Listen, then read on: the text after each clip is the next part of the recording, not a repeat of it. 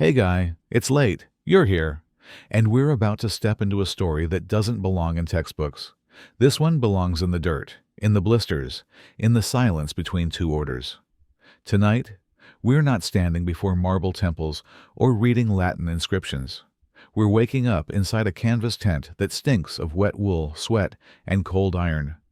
Because yes, you are now a soldier of the Roman legion. Not a hero, not a general, not a statue, just another pair of feet in a long, long line.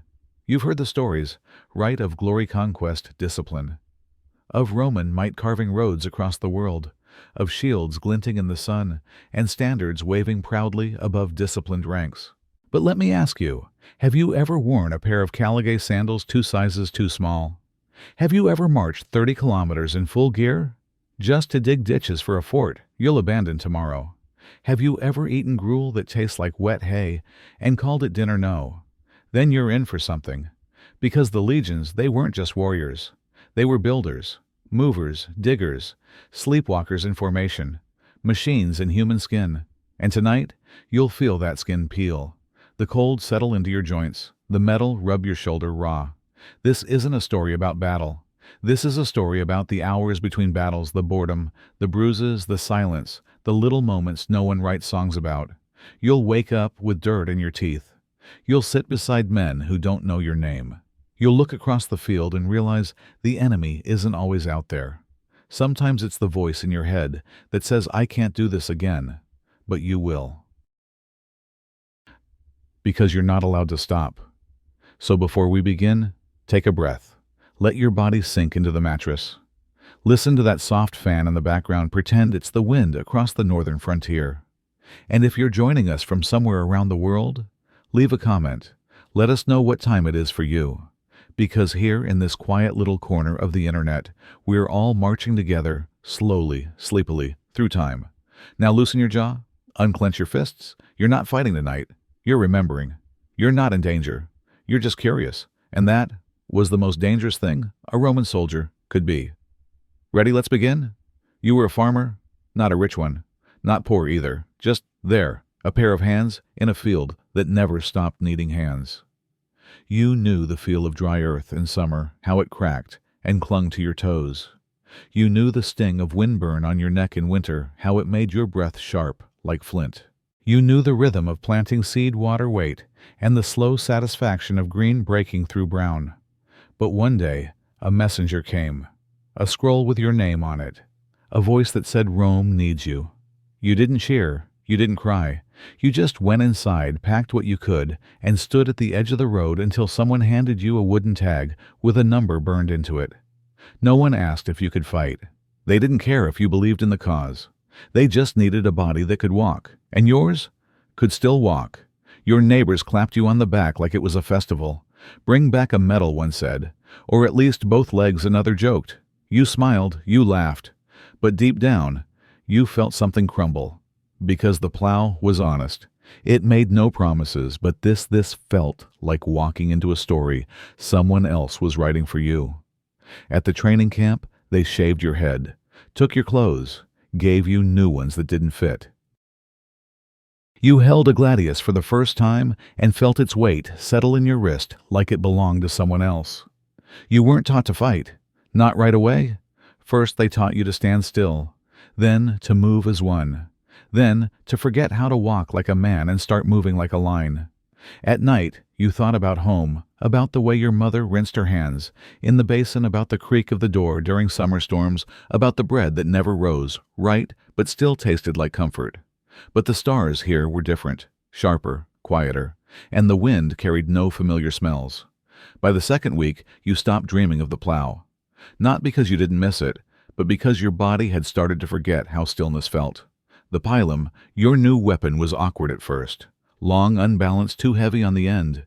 But after a while, it became like your shadow, always there, always waiting. You weren't a soldier yet, but you were no longer a farmer. And the worst part, you didn't know which one you'd rather be. Your name, they asked it once, maybe twice, then never again. In the Legion, you weren't called by it. You were called by your unit, your rank, your duty. You stopped hearing Gaius or Lucius or whatever your mother whispered when she kissed your forehead goodnight. Now it was Decanus, second file, or simply you. The centurion didn't care where you came from. He cared if you moved on his command. He cared if your spear was clean, if your sandals were laced right, if your breath didn't stink during inspection. Some of the others clung to their names, carved them into the handles of their knives, whispered them at night like prayers, like maybe if they kept repeating it, they wouldn't disappear. But most of you let go, not because you wanted to, but because there was no space left to hold it. When everyone wears the same tunic, eats the same porridge, follows the same footsteps, difference becomes a danger. The man next to you was from Gaul, the one behind you from a town you'd never heard of. And yet you all march the same, because names suggest identity. And identity, in the Roman machine, slows the gears. Sometimes, in a dream, your name would come back, soft wrapped in the voice of someone who knew you before.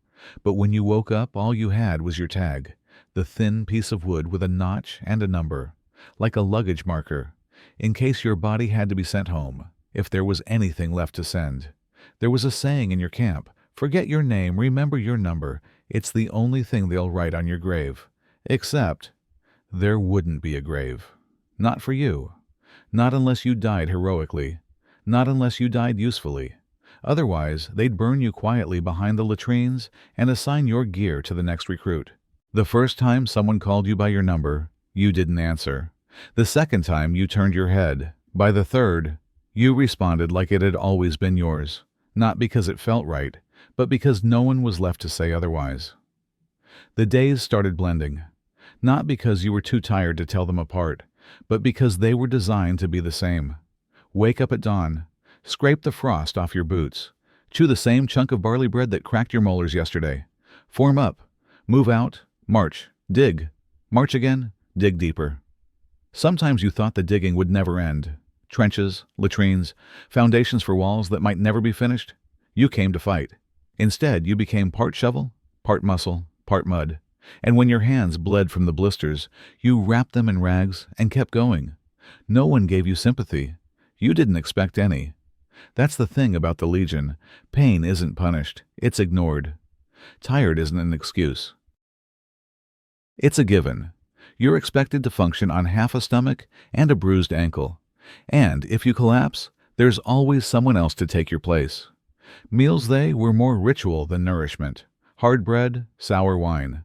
Sometimes a bit of boiled lentils if the quartermaster felt generous. You learned to eat quickly, quietly, without tasting. Sleep. When you got it, and that wasn't often, it came in fragments. 1 hour here, 2 hours there. Your body never fully rested, just paused. And every time you started to feel something close to peace, a horn would blow. A shadow would pass. A name not yours would be shouted. And you'd remember you weren't home. You weren't even yourself anymore. You were part of a system. One brick in a wall of moving flesh. And bricks don't complain. They hold. On better days, you counted clouds. On worse days, you stopped looking up. One of the older soldiers told you, there's no end to this. Only changes in duty. And you believed him. Because what you were doing didn't feel like preparation. It felt like the whole point. You eat, you dig, you bleed. Then you do it all again. And again, and again. Until the days forget to be days, and you forget to be anything but useful. No one told you where you were going. You just marched, one foot in front of the other, always, again. They didn't hand you a map. They handed you weight, your pack, your shield, your share of the tent poles. 30 kilograms of Roman efficiency strapped to your back. You weren't a traveler. You weren't exploring. You were moving because that's what soldiers do when there's no war. You learned quickly. Blisters bloom before noon. If your sandal breaks, you keep walking. If someone collapses, you step around them unless the centurion says otherwise. Sometimes you crossed rivers up to your waist, the cold biting your skin, like it wanted to keep a piece of you. Other times, you trudged through sun-cracked fields where even the flies seemed too tired to buzz. No one talked. Not really. The rhythm of your steps was its own kind of language. Left, left, left, left. You passed towns that stared at you like a storm rolling through. Faces peered from behind shutters. Mothers pulled their children inside. To them, you weren't protectors. you were a warning. At night, you'd pitch camp with aching hands, dig trenches, raise palisades. Sleep in a tent you shared with 7 other men who all smelled like you sweat iron and fatigue. You stopped asking how far. You stopped hoping for a destination. Because the truth crept in slowly, the march didn't lead anywhere. It was the point. It kept you from thinking, from remembering, from wondering how a boy with dirt under his fingernails became a man with nothing but commands in his head. Once you tried to count how many miles you'd walked since joining, you gave up somewhere around week 3, not because it was too many, but because it didn't matter. You didn't belong to a place anymore. You belonged to the road, and the road belonged to Rome. The sun rises without warmth, not because it's winter, but because you're somewhere too far from anything that remembers comfort. Your back aches before you even sit up. Your neck is stiff. There's a stone under your shoulder that's been there all night, but your body was too tired to care. You open your eyes. It takes a second to remember where you are. A second too long, because for a brief moment, your brain reaches for something softer. A wooden roof. The smell of your mother's bread. A rooster that crows too early. But there's no roof here. Just canvas. Damp and sagging. No smell of bread. Just sweat, rust, and the sour tang of last night's wine. And the only thing crowing is a soldier vomiting outside the tent flap. You sit up, pull your cloak tighter. The wind sneaks in anyway. It always finds a way. There's a blister on your heel that's reopened. Your knee is swollen from yesterday's drill. And your fingers fumble when you try to lace your sandals like they've forgotten how hands are supposed to work. Someone nearby is humming. Not a song you know, just a tune, off-key, but calm. You want to be annoyed, but instead, it hurts. Because it sounds like something someone would hum at home, and this isn't home. Not anymore. You step outside. The ground crunches. The air smells like burnt oil and wet wool. You look around tents, in line, smoke curling from fires that barely stayed lit. Men bent over dressing wounds, retying gear, eating in silence. Nobody looks like they want to be here, but nobody leaves. You don't speak, not because you don't have words, but because there's no point. Everything that matters was left behind. Now, there's only routine, and muscle, and the quiet knowledge that this is your life now. You're not a visitor. You're not passing through. You belong to this place, because there's nowhere else left to belong. And as you take your first step toward morning formation, you feel it settle deep in your gut. You will never be that boy on the farm again. You're something else now. Something shaped by orders, bruises, and repetition. And the worst part, no one warned you that losing home wouldn't feel like a scream. It would feel like this. Just another morning. You stand because you can't lie down any longer. And when the first boots begin to shuffle toward the wooden lean-to across the camp, you know it's time. The morning ritual. Not prayer, not greetings. Just the slow, quiet march toward what they call breakfast. There are no tables, no kitchen smells, no fire-warmed bread. Only a line. And silence. You reach the front. Someone hands you a chunk of buccalatum, the so-called bread. It's more like stone. Dry, brittle, cold. You knock it against your knife just to hear the sound. It rings like cracked pottery. Next, a ladle of overboiled beans sliding around in a gray puddle. No salt, no flavor, just bulk. And finally, a wooden cup dipped into a barrel of water that smells like wet bark and stale sweat. You sip it anyway, because there's nothing else. You sit on a rock. Or maybe just crouch. There are no benches, no places to feel human. You chew, or try to. The bread snaps back. Your jaw aches with every bite. Your molars scrape the edges hard, dry, unforgiving. Someone nearby coughs hard. Someone else spits out a mouthful of beans and mutters something in a language you don't understand. Farther down the line, you hear it a sharp crack, followed by shouts. A young soldier tried to hide a strip of dried meat under his cloak. They drag him forward, make him hold it in his teeth, then beat him until the meat falls. And even after that, they keep going. You keep eating, because stopping means drawing attention. And attention is dangerous. There are no spoons, no bowls. You eat with your hands, still stained from yesterday's march. Or use your knife, not for defense, not for honor, just to carve off bites small enough to swallow. Some of the water here gives you cramps. You felt it before, the twisting in your gut, The run to the trench latrines the burning shame, but no one asks if you're okay. No one offers cleaner water, because if you're upright, you eat, and if you're not, someone will move you out of the way. This isn't a meal. It's maintenance. Fuel, not food. Just enough to keep the line moving. Just enough to stop your body from folding. The sun is rising, but it doesn't feel warm. It shines on dust, on cracked cups, on men who chew without tasting. You finish your bread, swallow hard, wipe your mouth on your sleeve, and stand. Because next comes the drills. Your stomach still twists from the beans. Your throat's dry from the water. But it's time. No one says it out loud.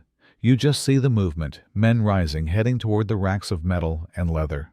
And you follow. Because you have to. The armor is waiting. Rows of Lorica Segmentata, heavy, rigid, cold. No one helps you put it on. You're expected to know, to fumble your way through buckles and straps, even when your fingers are still numb from the morning chill.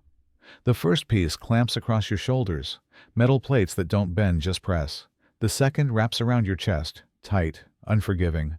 The leather cords dig into your ribs as you pull. Tug harder. Try to make it fit. It never does. This armor wasn't made for your body. It was made for a body, any body, whoever showed up. You can't lift your arms all the way. Can't twist your back. Breathing becomes a negotiation. The helmet Gallia goes on next. You slide it over your head and feel the world change. Sound becomes warped, muffled, echoing. Your own breath ricochets back at you loud and strange. You turn your head and the edge of the cheek plate scrapes your jaw. You look down and the rim blocks your feet. A tunnel of vision. A chamber of air. A prison, but portable. Then comes the scutum. Your shield. It's not a shield. It's a door. A slab of curved wood, nearly as tall as your chest, wide as your shoulders. You sling it over your back. The strap bites your collarbone. The edge knocks your calf. You walk like a burdened animal. Because that's what you are now. Armored, armed, not agile, just armored. No one complains. No one grunts or groans or curses. There's no room for that. Just the sound of metal plates clinking together. Buckles snapping shut. Leather tugged tight over ribs and hips. You see a man whose shoulder bleeds from where the armor pinched him yesterday. He says nothing. Just tightens it again.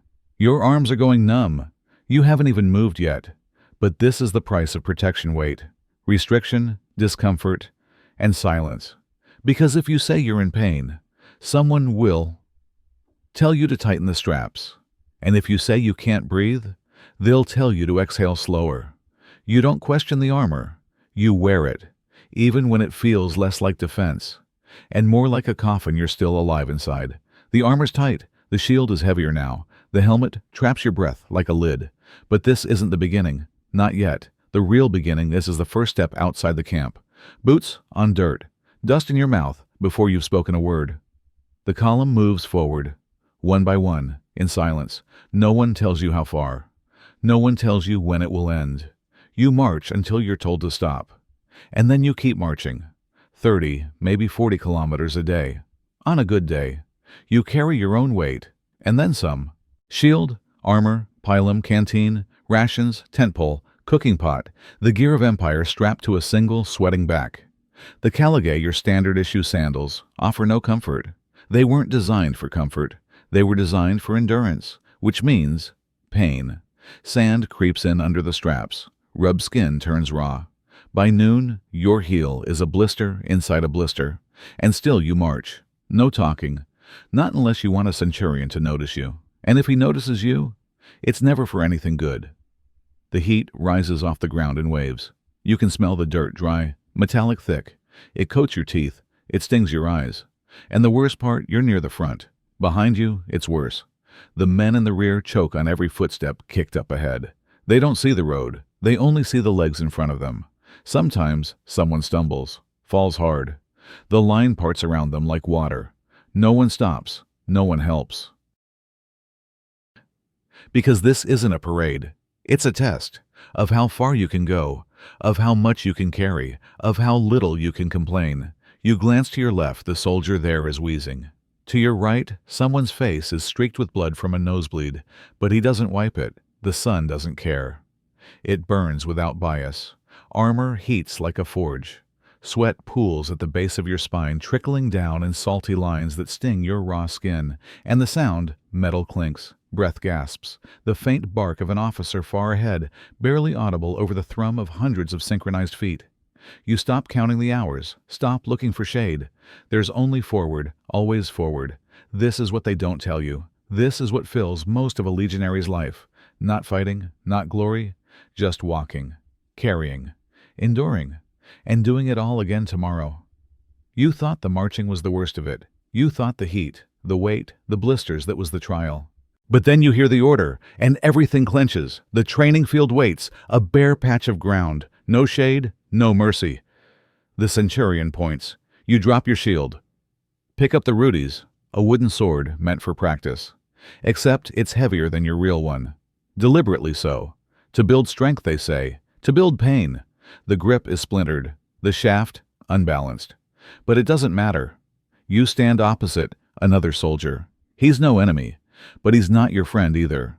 Because only one of you gets to walk away with fewer bruises today. Begin. There's no countdown, no hesitation. He swings hard, you block late. Wood crashes against your ribs. It's not sharp, but it's real. You stumble, breath knocked out, vision blurred. The centurion doesn't flinch. He watches, arms crossed, waiting.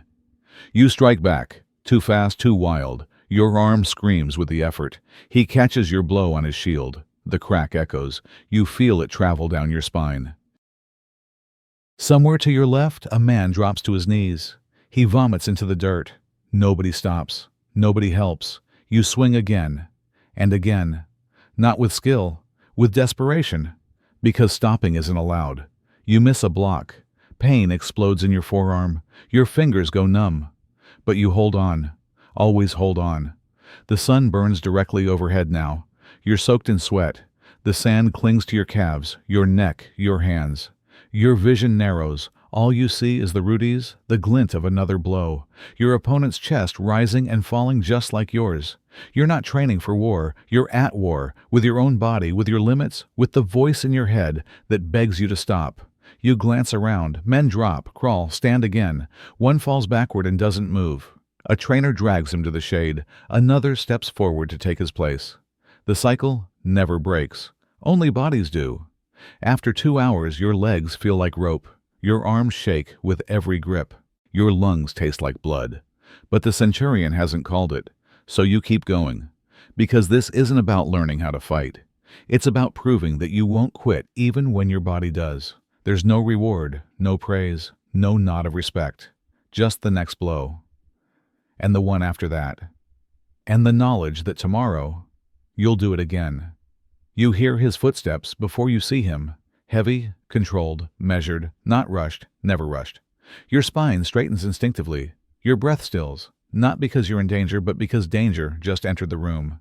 He doesn't raise his voice. He doesn't need to. He carries a stick, the vetus carved from vinewood. Thin, smooth, flexible, and it hits harder than any sword. He's your centurion. You don't know his name? Not really. You've heard it mumbled, maybe once or twice, but what you remember is the scar running from his cheekbone to his jaw, and the way he never seems to blink. He watches like he's measuring something. Not your performance, your weakness. One soldier too young, too slow, fumbles a turn in formation. The centurion walks over. No shout, no warning, just a single blow, the crack of wood against bone. The boy drops gasping, not from the pain, from the silence that follows. No one moves, no one speaks. You don't even look in that direction, because attention is permission. And you never want his attention. You've heard stories. Centurions who made men hold their shields above their heads for hours. Centurions who ordered graves dug, then filled back in. Centurions who kicked men awake with the same foot they used in battle. But stories don't prepare you for presence. He walks past you, and your back itches, not from heat, from the effort of staying still. Your shoulders twitch, your fingers tighten on your weapon, even your jaw locks, not from pain, not from exhaustion, from fear. In your dreams, you don't see enemies. You don't hear war cries. You see him standing in the distance, silent, still watching. And when you wake, heart pounding, soaked in sweat, you're relieved. Not because it was a dream, but because you didn't disappoint him in it. You train hard. You show up on time. You memorize every order. Not because you believe in the Legion, not because you love Rome, because he exists, and that's enough. You fear his silence more than any blade, his eyes more than any ambush, his presence more than any god, and deep down, you wonder what scares him. But you'll never ask, because in this place the centurion is the law, and law doesn't blink. The centurion is gone, but his shadow stays. It lingers over the camp like smoke, heavy, invisible, choking. You're told to rest, but there's no bed, no blanket, no room. You find a patch of dirt that isn't too wet. Drop your pack. Use it as a pillow. Half remove your armor, just enough to let your ribs expand. Not enough to get comfortable. There's no such thing as comfortable. To your left, someone's already snoring, a thick, wet rasp, like a saw, cutting through damp wood. To your right, a man mutters under his breath. Not words, not really. Just sounds that might be prayers, or names, or dreams he wishes were still real. The fire is low, almost out. The smoke curls sideways into the tents and settles in your throat like dust, and then it starts, a groan far down the row, followed by a wet cough, then a cry, not a scream. Screams are sharp. This is worse. It's long, drawn out, like something being pulled from a man's chest inch by inch. You don't move. No one does. Not because you're cruel, because you can't. Your legs won't lift. Your back won't unbend. Even your thoughts are heavy. So you lie there, listening. The groaning turns to retching, the sound of someone vomiting near the latrines. It hits your nose seconds later, sharp acidic mixed with the stink of old boots and firewood that never dried properly. Someone coughs beside you. You flinch, not because of fear, because of instinct. You pull your cloak tighter, tuck your chin into your chest, close your eyes, but sleep doesn't come easily. The ground is too hard, your arms gone numb, your stomach still churns from the meal that never settled. And the noises don't stop, a cough, a sob, the sharp clack of boots pacing by the outer watch. You try to count your breaths, try to focus on something, anything. The stars maybe, but they're faint tonight, hidden behind smoke and dust. This isn't rest, it's waiting, waiting for your body to trick itself into shutting down. You tell yourself it'll pass, that you'll sleep, that the moaning will fade. But deep down, you know, this isn't sleep, it's survival. And in the Roman Legion, even your dreams aren't yours. You pull the fabric over your nose, not to sleep, just to block the smell, vomit, sweat, wet leather smoke. Then someone strikes a spark. A thin flame flickers. You see it, orange and desperate, across the camp square. A fire. Not for celebration, not for stories, just for surviving the cold. You shuffle toward it, not fast, not hopeful, just forward. If you can't sleep, you might as well sit and stop shivering. The logs crackle slow and unsure. It's not a big fire, barely enough to light the boots around it. 6 men, maybe 7. No one speaks, no songs, no laughter. Only the faint sound of kindling breaking down one snap at a time. The warmth barely reaches your knees. Your toes stay frozen. Your calves ache where the leather of your sandals is still damp from yesterday's mud. You reach your hands toward the flame. They tremble. Not from fear, just exhaustion. Even your fingers seem tired of being fingers. Across from you, a man sits wrapped in his cloak, eyes wide, staring into the flame like it might judge him. He doesn't blink. You know his type. The one who doesn't sleep unless someone else is awake. The one who's had dried rations stolen once and won't let it happen again. The fire flares. Someone shifts. A knife comes out. Not in anger, just habit. One man begins carving a sliver of wood. No purpose, no shape. Just the sound blade on bark to remind his hands they still belong to him. You try to stretch, but your knees crack. The cold has already won the battle for your joints. The ground beneath you is stone cold, your backside numb, your spine a straight rod between discomfort and surrender. The smoke turns, drifting low. It stings your eyes, coats your tongue with ash. You taste the night, damp, bitter, unfinished. And still no one talks, because there's nothing left to say. Every word is rationed like food. Every story already dulled by repetition. You glance around. The fire throws just enough light to see half of every face, the other half stays in shadow. Eyes hollow, cheeks sunk, mouths tight with silence. Even here, with warmth, with company, you feel alone. Sometimes the silence around the fire is colder than the wind outside it. You stay until your hands are dry, until your toes feel like stone, until your breath no longer fogs. Then you stand, not because you're ready to sleep, but because you've remembered even the fire has nothing left to give you. The fire hadn't gone out yet, but the camp was already awake. You knew something was wrong before anyone spoke. There was a gap in the line of boots, a bedroll left folded, no cloak, no pack, just absence. No one said the word. Not yet, but it sat there thick in the air. Desertion. A deserter wasn't just a man who ran. He was a crack in the wall, a betrayal not just of the Legion, but of you. Your centurion didn't scream, didn't throw anything. He just looked, once, then nodded. A squad was ordered to find him. No gear, no complaints. You stayed behind, waiting, wondering if they'd return with the man, or just the message. By midday, they came back. 6 men. 1 corpse. He didn't look like a man anymore. More like a heap, clothes torn, face bruised, 1 foot missing. No one asked how. No one cried. Because in Rome, death is not the punishment. Survival is the punishment. Because it means you'll watch what comes next. Your centurion stood again. Spoke 1 word, Decimatio. Your heart dropped. 10 men from the deserters' cohort were pulled from the line. You were in the cohort. You lined up. 50 of you. Heads bowed, fingers clenched, breath held like a final prayer. They counted down the line. 1, 2, 3, 4, 5. Your knees locked. You didn't know whether to hope or to disappear. 8, 9, 10. A man stepped forward, not because he wanted to, because that's what the count demanded. He said nothing. Didn't ask why? Because he knew. You all knew. 1 in 10. That's what decimation meant. Not a metaphor, not a saying. A literal purge, chosen by order, executed by brothers. They handed out the clubs, to you, to your cohort, to the men who had stood beside him just yesterday. And you beat him. Not because you hated him, not because he failed, but because the law said he must die. Because someone else had run. His eyes never left the ground.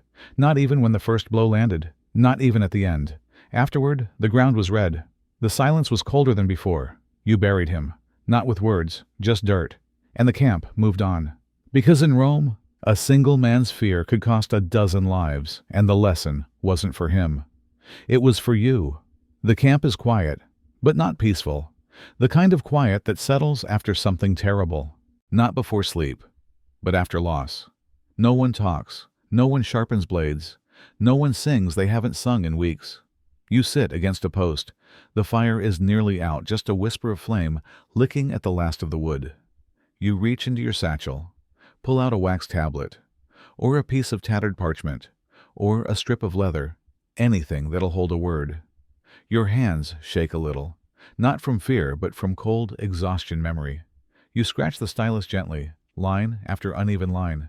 Dear mother, you pause. Is she still alive? Did she ever get the last one?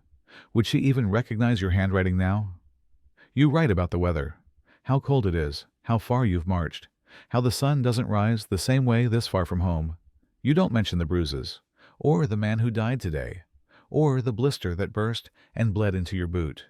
You don't write, I'm afraid. You don't write, I miss you. You don't write, I want to come home. Because you don't want to worry her. Because maybe you still believe that hiding your pain is a kind of protection. Beside you, another soldier writes too. He's on his 10th letter. None have been sent. He keeps them in a pouch tied shut. Says they help him sleep, not because he believes in answers, but because writing reminds him that he still exists, that someone somewhere might still remember his name. Your fingers cramp. You press too hard, smear the wax. You whisper the words as you form them, as if saying them aloud might make them more real. The fire pops. You flinch.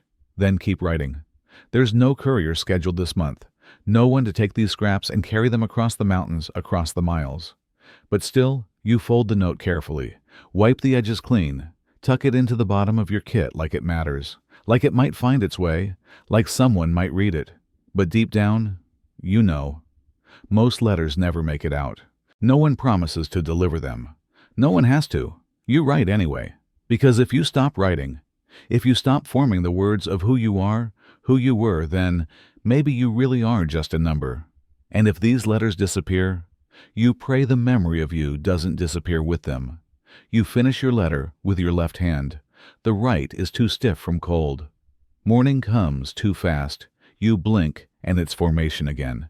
The shield on your back, the strap digging deep, the weight familiar, the aches expected. But something's off. Your right foot feels strange, not sore loose, unstable. You kneel and lift the sole. The nails underneath iron hobnails hammered into the bottom of your caligae have shifted. Some are bent. One is gone. The rest are rusted and wobbly. You should say something. Ask the quartermaster. Request a repair. But no one does that. You wrap the sandal tighter, pull the strap higher, hope for the best. Then you march.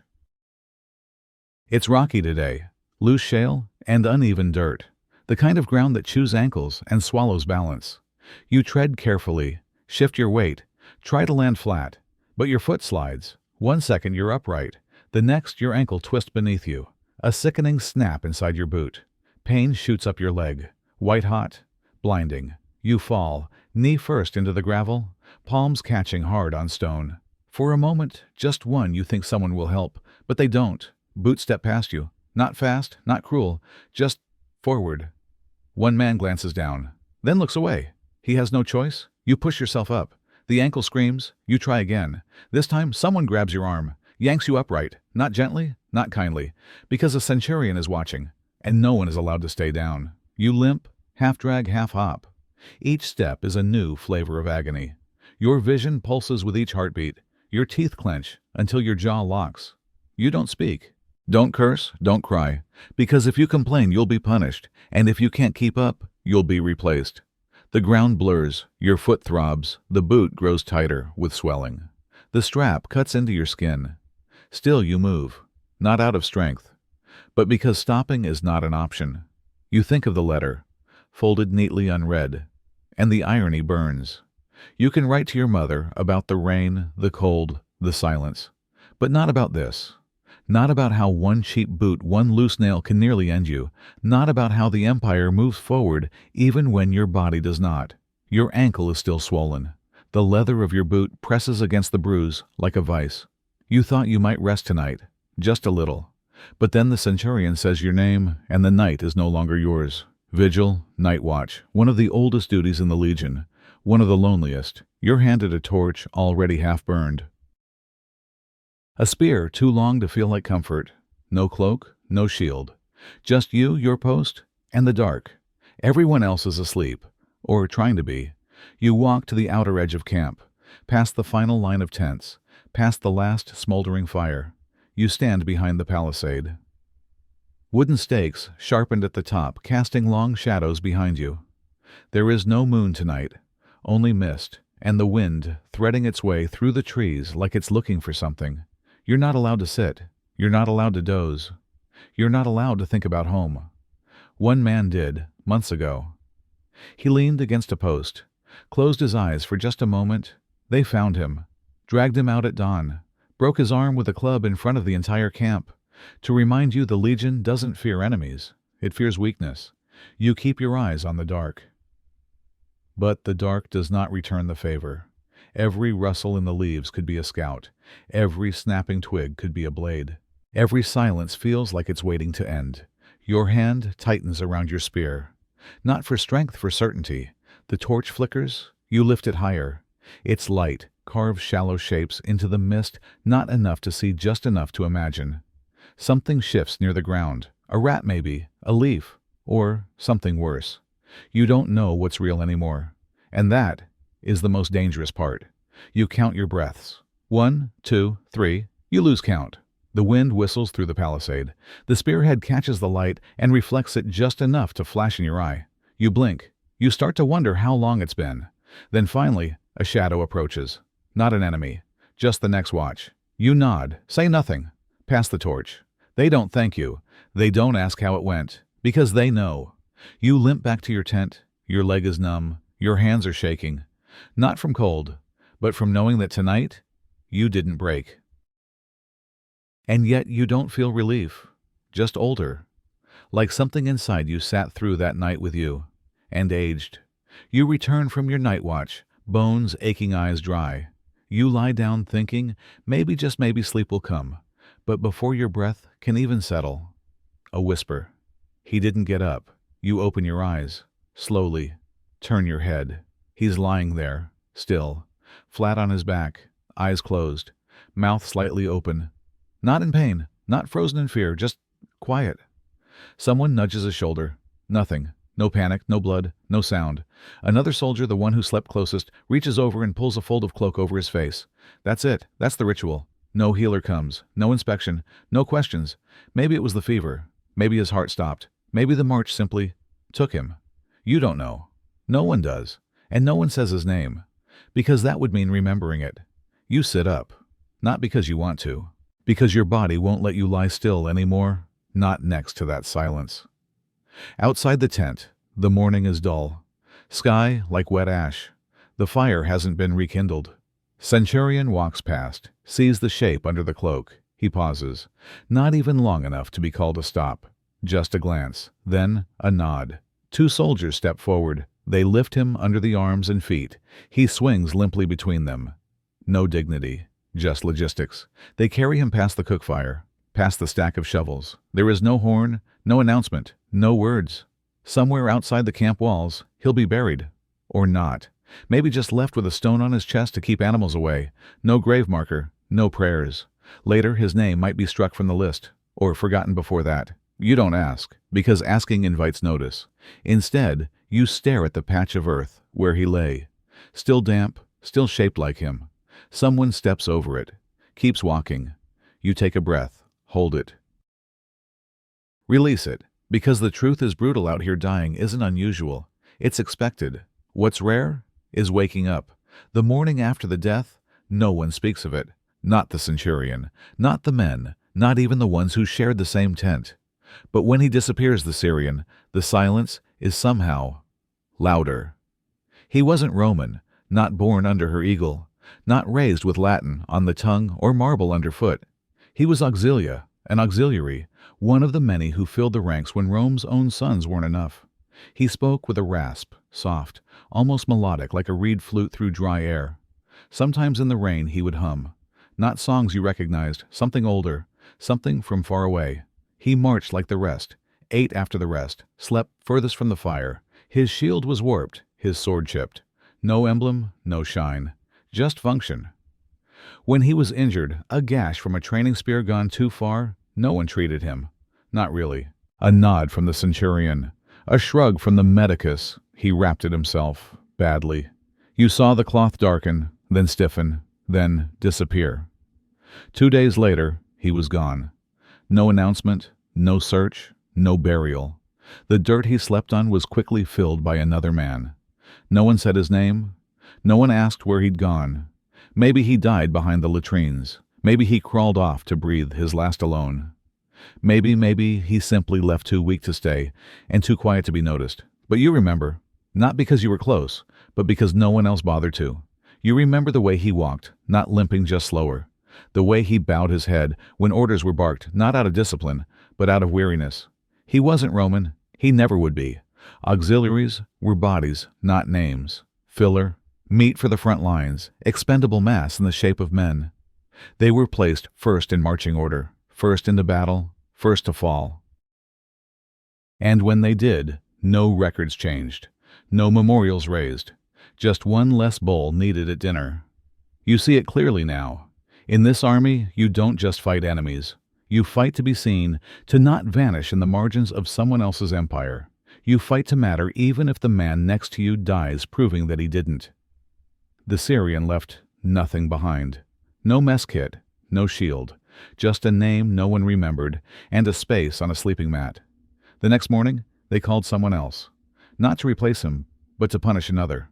He was young, new, still stiff in his armor, still blinking too slow after sunrise. He'd overslept by 5 minutes. That was all. Centurion didn't ask why, didn't need to. He simply gave the order. 2 soldiers tied the boy's wrists to the post, stripped his tunic, bent him forward, and the flagrum came out. A leather whip, short, thick, tipped with metal knots and bone chips. The centurion began to count. 1. The crack of leather across skin, a breathless grunt. 2. The boy cried out, reflex not rebellion. 3. Blood. Already, the whip tore through muscle faster than thought. The air filled with that sound, not just the impact, but the drawback, that horrible rip, as if the flesh itself was being peeled away. You wanted to look away. You didn't. No one did, because turning your head could be mistaken for defiance. And defiance earned the same. 4. The boy's knees buckled. He stayed upright only because the ropes did not allow him to fall. 5. He stopped making noise, not because the pain was gone, because his breath couldn't find a way out anymore. The centurion did not pause. He did not accelerate. Each strike was given like a heartbeat, cold, rhythmical, unflinching. By the time it ended, the boy was still breathing, barely. His back was shredded. His head hung low. Someone cut him down. He didn't stand. No one helped. Because helping, without being ordered, was also a crime. That night, he didn't join the meal.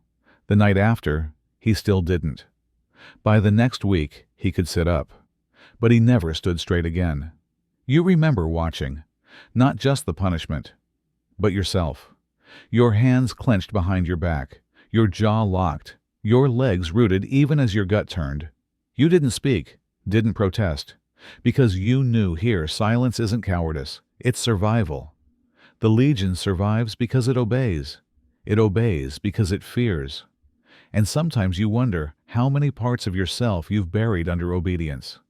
How many small deaths it takes before there's nothing left to kill. The whips have stopped, but the pain remains.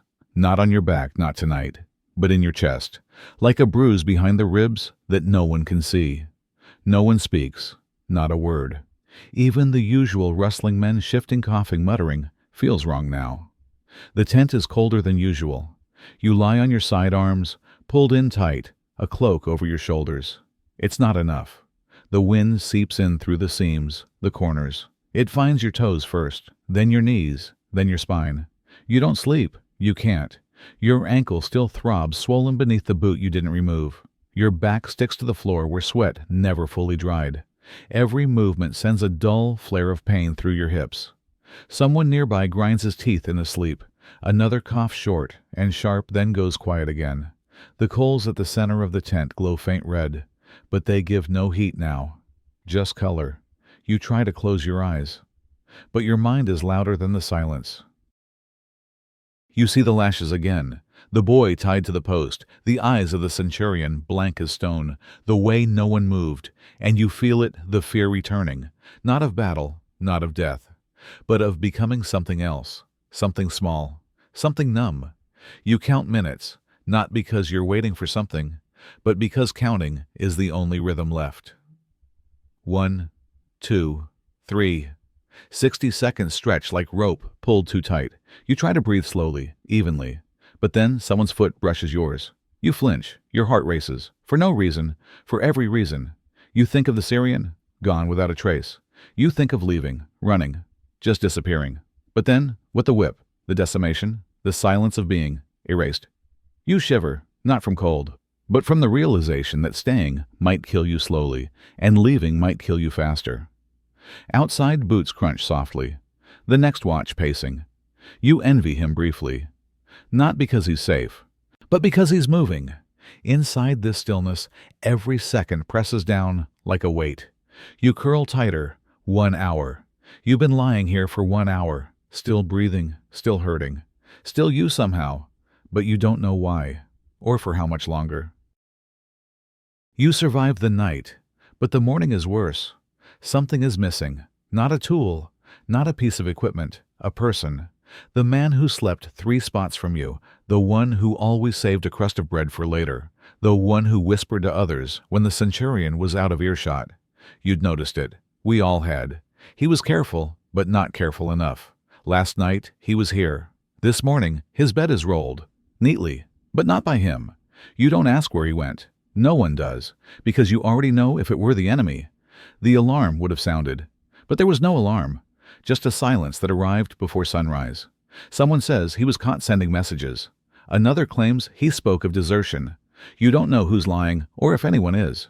But that evening, while pretending to clean your armor, you hear it, behind the supply tent, a voice, choked, begging.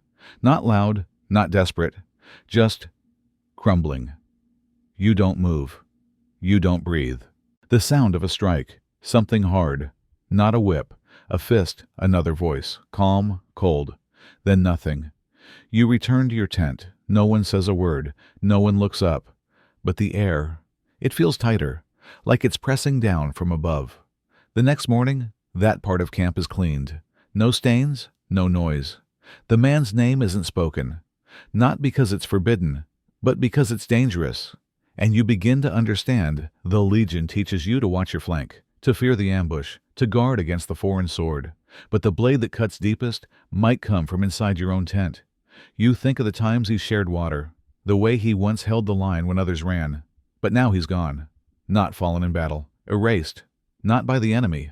By us. You start eating alone, speaking less, sleeping with one eye open, not because of fear, but because trust feels heavier than armor, and silence is the only thing that can't be used against you. The man taken last night does not return.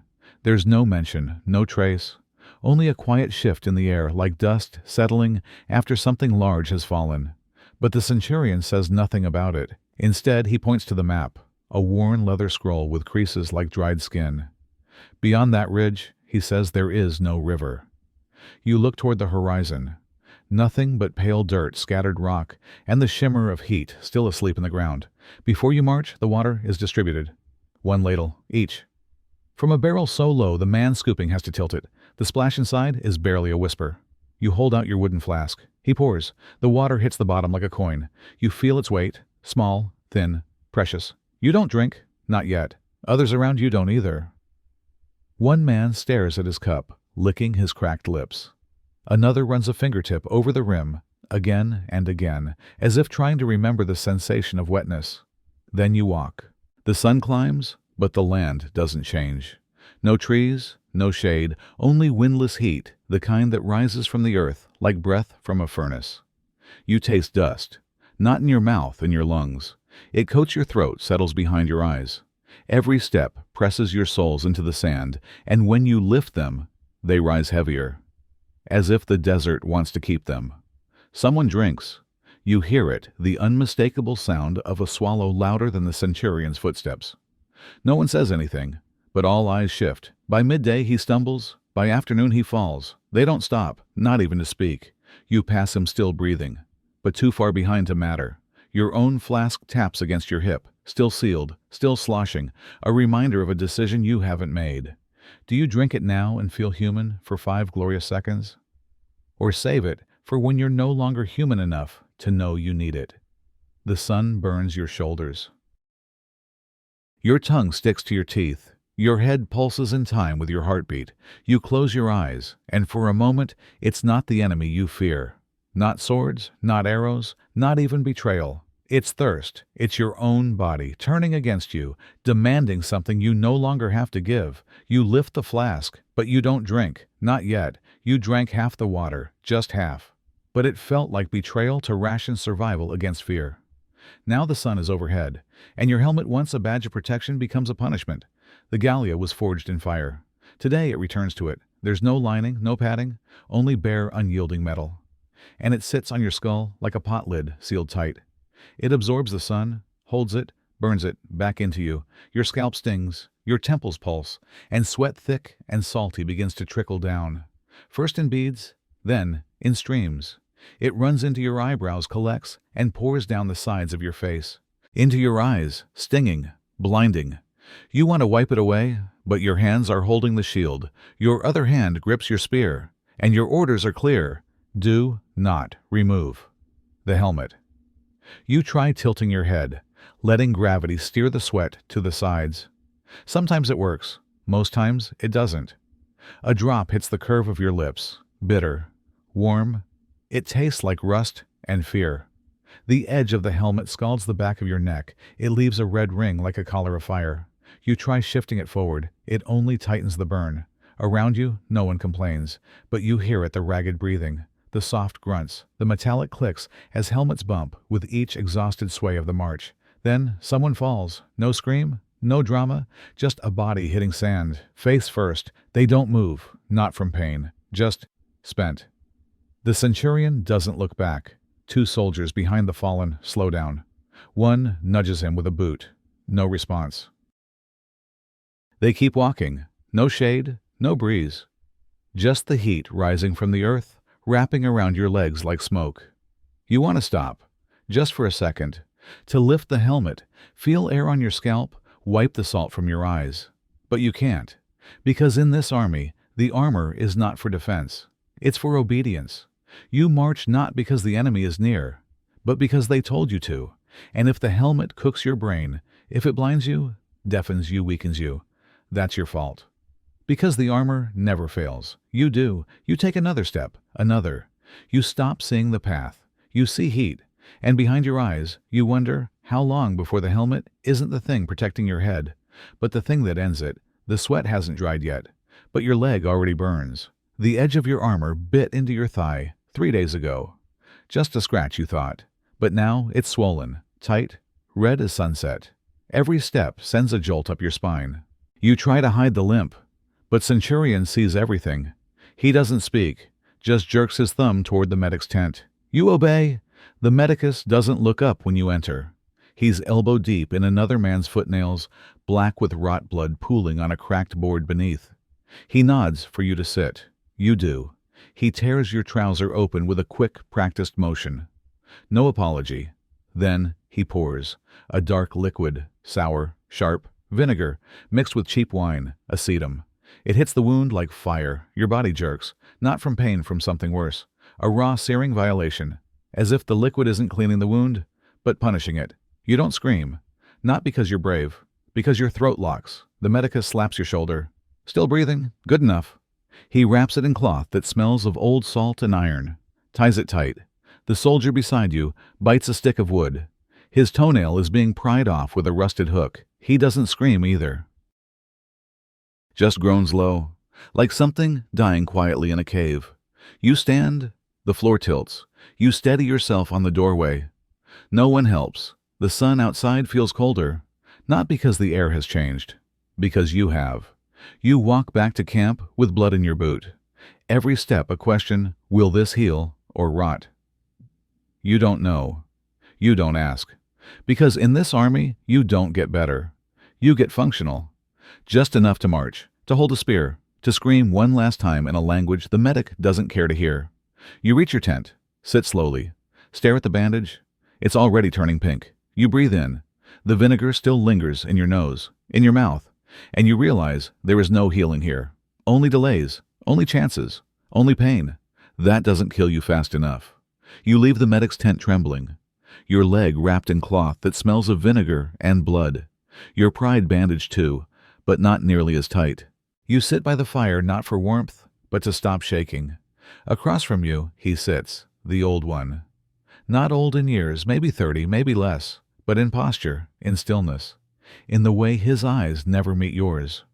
You've seen him before, always near the back of the column, never called, never punished, never volunteering, never refusing. He eats when others forget to, drinks when no one is watching, sleeps light, but never gets assigned to the worst shifts. You used to think he was cowardly, avoidant, soft, but then you start noticing.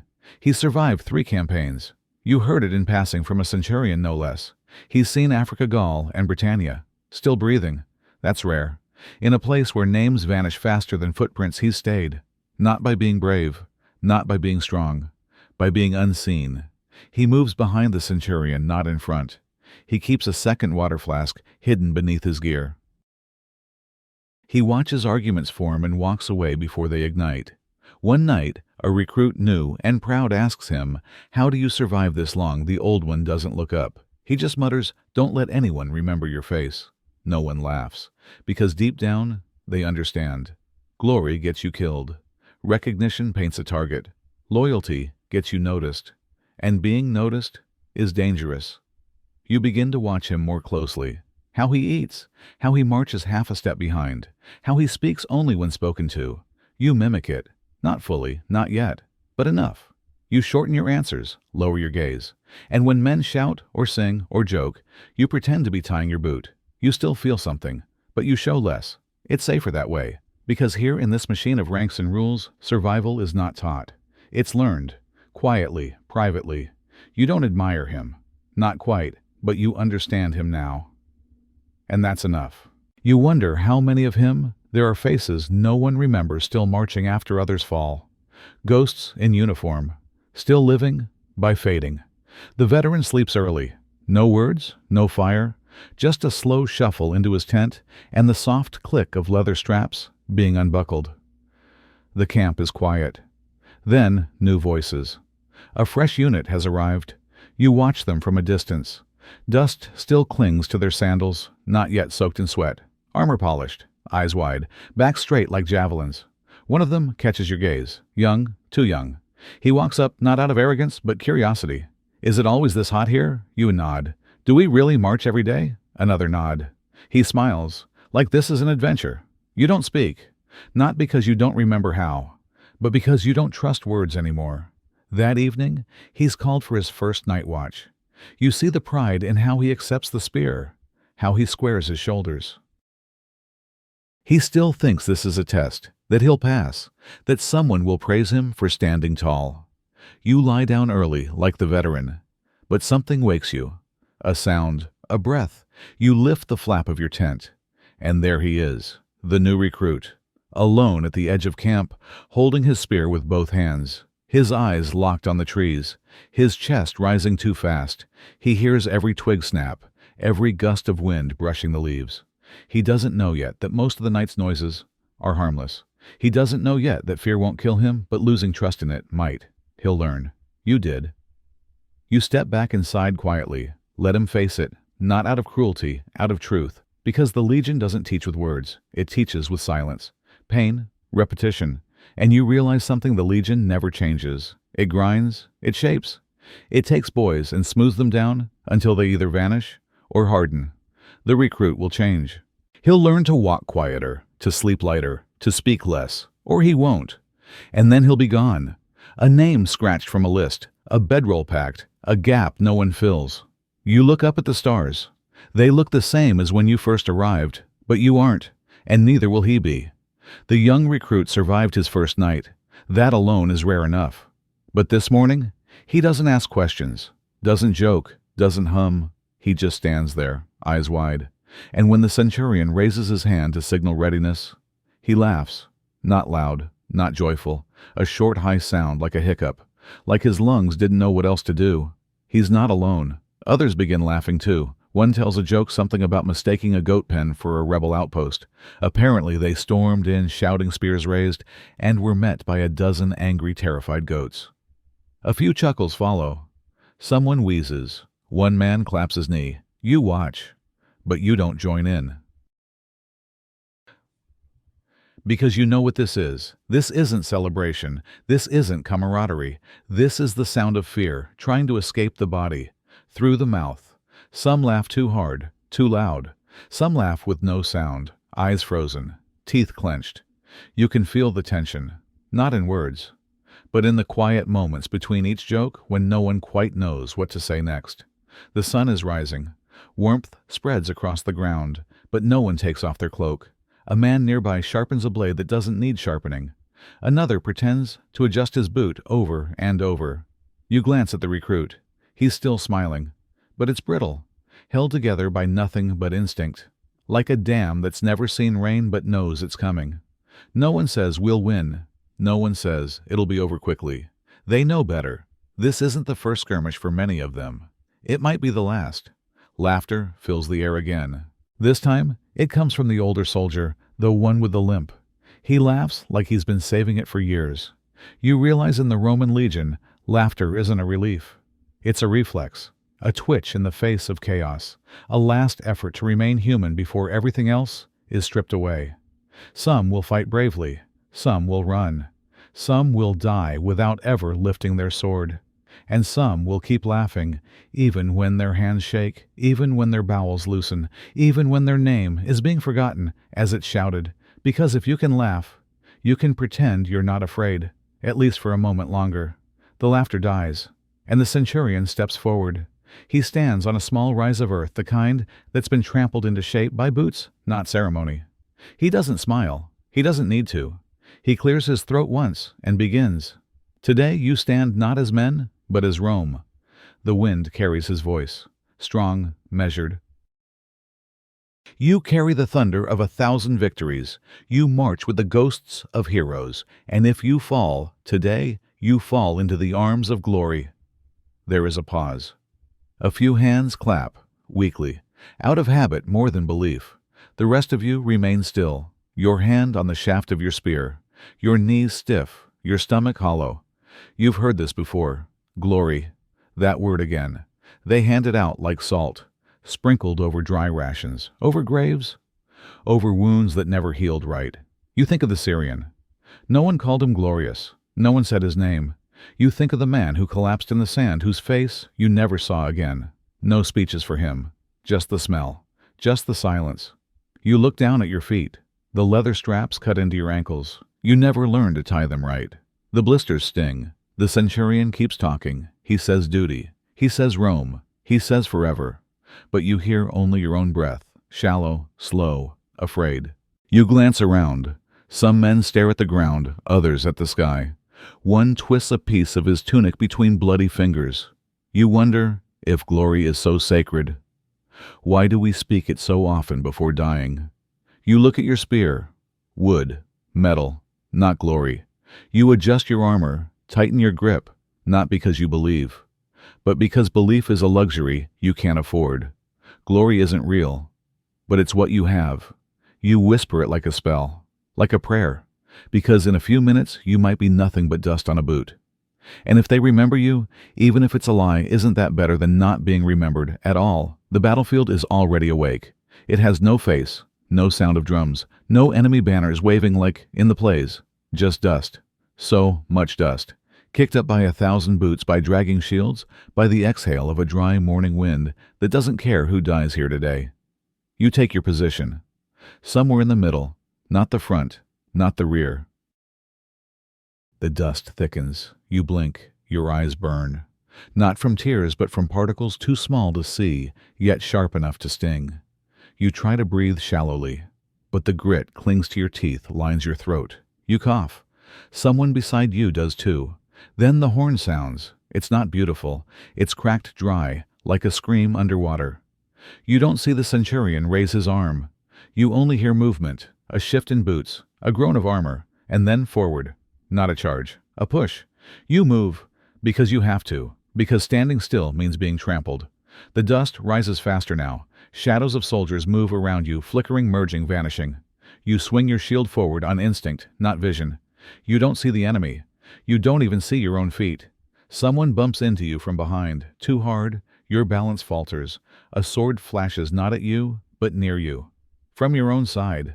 They can't see either. A shout, a groan, a hand reaching blindly, then disappearing. You wipe your eyes. Pointless. The sand has already turned to mud at your tear ducts. Your breath comes ragged now. You're not afraid of the fight. You're afraid of not knowing where it is. You swing your weapon again. It hits something. Someone wood bone. You don't know. You step forward.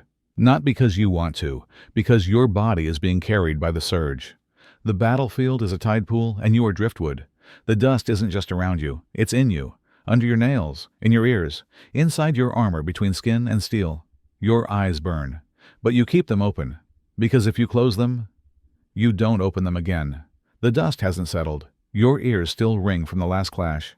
Your shield is bent. Your hands shake, not from fear, but from exhaustion that no longer hides itself. But there's no rest.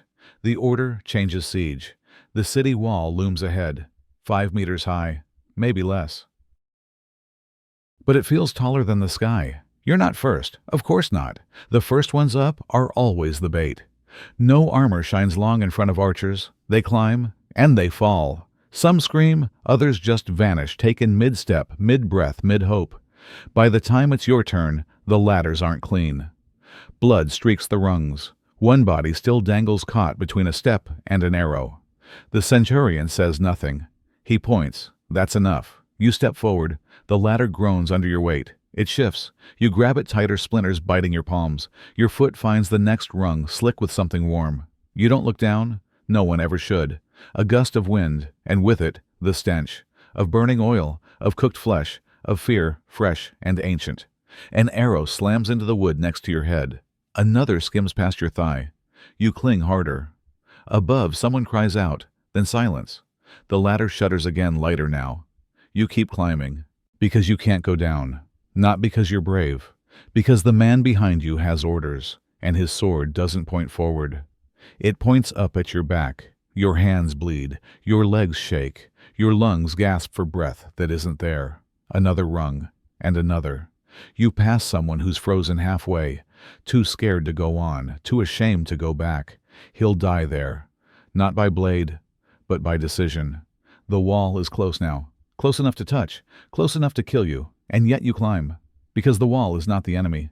The real enemy is hesitation, and it never misses. The horns are screaming. Not one, but many. From every side.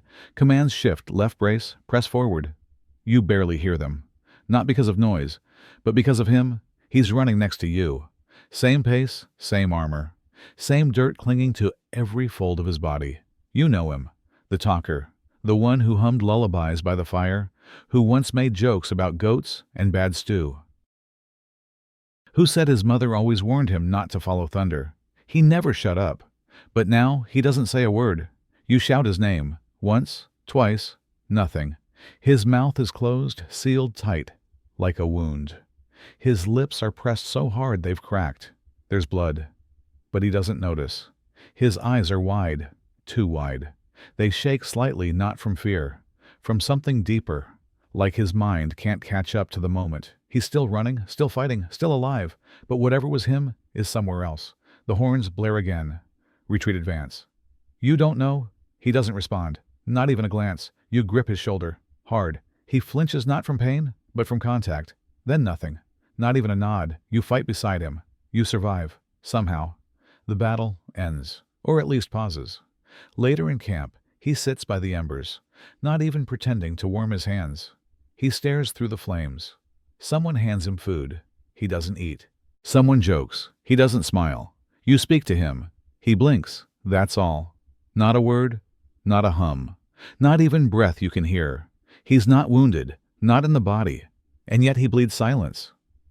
And the worst part, no one talks about it. Because silence doesn't leave marks. And in a place where pain is measured by blood, his suffering is invisible. But you see it. And now every time the horns sound again, you listen not just for the enemy, but for those who may never speak again. You move left. A shout. Someone's voice, not in Latin. High-pitched, panicked. You spin, shield raised, ready to strike. But there's no enemy. Just a flicker of shadow. Just the haze of dust. Then, whip. A sound like cloth tearing. Then, a thump. You freeze. The man in front of you stumbles. A thin shaft protrudes from his shoulder, angled high, too clean. He gasps. Blood pours from his neck. His mouth moves, but the sound is wrong. Wet. Like gurgling water down a narrow pipe. Behind you, another soldier stares, bow still trembling in his hand. You recognize him. Young, eager, the one who always aimed too high in practice. He doesn't drop the bow. He throws it. No, no, no, he mutters, running forward. He drops to his knees beside the man, presses a hand to the wound. The blood surges through his fingers anyway. The man dies, fast, quiet. The one who fired just sits there, mouth open, hands stained, eyes wide like he's been stabbed too. No one says a word. No one yells. Because this isn't treason. It's not cowardice. It's something worse. Mistake. The kind that can't be undone. After the battle, no report is filed. No punishment. The centurion walks past the body, says only burn him before dark. But the archer doesn't eat that night. Doesn't sleep. You see him holding his hands over the fire later, too close, letting the heat bite, trying to burn away something that isn't on his skin. You don't speak to him. He wouldn't hear you if you did. The next day he fights again. He aims carefully. But he doesn't laugh anymore. He doesn't smile. And when another man pats his back, he flinches. Because now he's afraid of what he might do. The village was barely alive. Cracked walls, empty wells, branches like bones. But there, at the edge of the path, a fig tree. One of the last somehow still bearing fruit. A young soldier, one of the new ones, the kind who still whistled in the mornings, reached up. He plucked a fig, small, soft, perfect. He bit into it like it was the first real thing he'd tasted in weeks. No one stopped him. No villagers yelled. No hands were slapped. But someone saw, and someone whispered. The next morning the centurion stood before the formation. He didn't raise his voice. "One fig," he said, "taken without order, from land that is not ours. By a hand that does not respect the legion." He pointed. The young man stepped forward, eyes confused, then resigned. No argument, no protest. A medic arrived, with a blade. A flat stone was placed at the center of camp. The soldier was told to kneel. He did. His hand was laid across the stone, his right hand. Someone looked away. You didn't. You tried to. But you didn't, because the silence was worse than the act. Then crack, a scream. Not from him, from someone else. Maybe you. Blood soaked the sand. The fig, still intact, had rolled to the base of the stone. No one picked it up. The centurion walked away. The medic bandaged the stump. No words were spoken. Later, the young man sat by the fire, alone. His bandage was red. His eyes were dry. He didn't eat. You sat nearby, not speaking. Because what could you say? That it was wrong, that he was unlucky, that next time someone should stop it. No one did. And in the quiet, you found yourself staring at your own hand.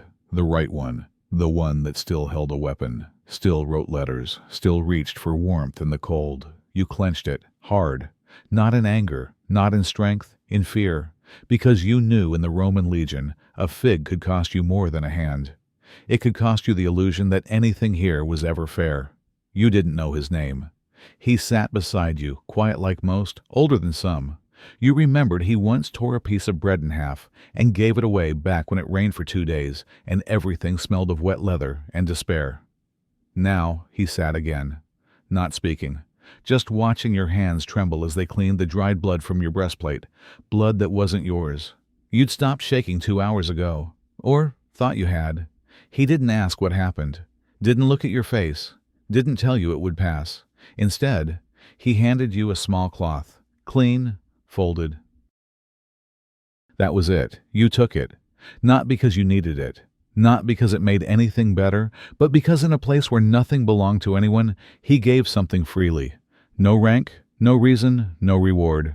Just one hand reaching out, and yours reaching back. Neither of you said thank you. No one ever said that here. Because kindness could be mistaken for weakness. And names were too fragile to carry through battle. Still, when your gauntlet caught on a bent piece of mail, he helped free it. When your back ached from a week of bad sleep, he traded you the softer side of the blanket. When your name came up for night watch, he switched no words, just a nod. You never called him a friend. You never dared. But in the cold hours when breath showed white and firewood was low, you noticed where he sat, always close enough to see you, never close enough to draw attention. And in that moment, one quiet moment, one bloodied cloth passed between hands, you remembered something beyond orders and ranks and pain, that once before armor and drills and sand in your boots, you had friends, real ones, and for just a heartbeat. This man, this stranger was one too. Maybe tomorrow he'd be gone. Maybe you would, but tonight there was one small corner of the camp where silence didn't mean fear, where touch didn't mean harm, where two souls worn and cracked found a flicker of human warmth. And in a place where fig thieves lost their hands and soldiers lost their minds, that flicker felt like a miracle. You notice it before anyone says it. The blanket is folded, boots lined up, belt, water flask, dagger, all in place.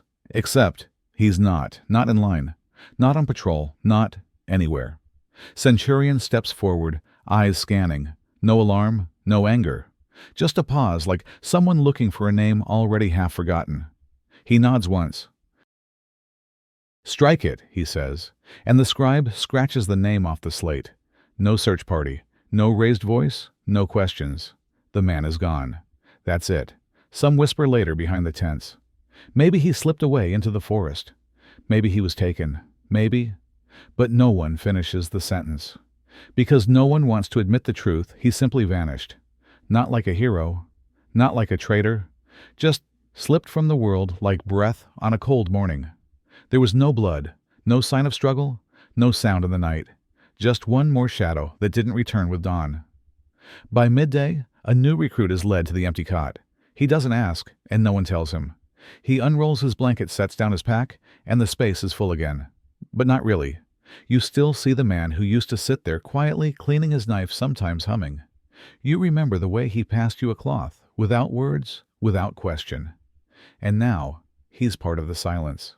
In the Roman army, disappearance isn't strange. It's expected. People break, bodies vanish, names fade. The machine keeps grinding. Even you don't say anything. Because speaking his name might remind others you knew him.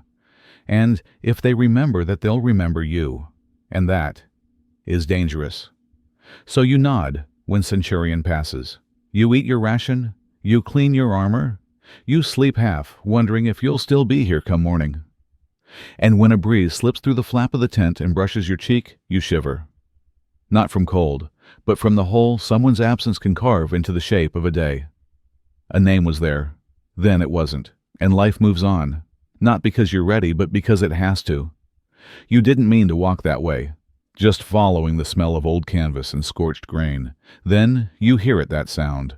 Not a scream, not a groan. Just breath. Heavy, wet, struggling to stay in the world. You round the tent and stop. It's the cart horse. The one that pulled the supply wagon. The one that never reared, never slowed, never looked tired until now. Its belly is torn open.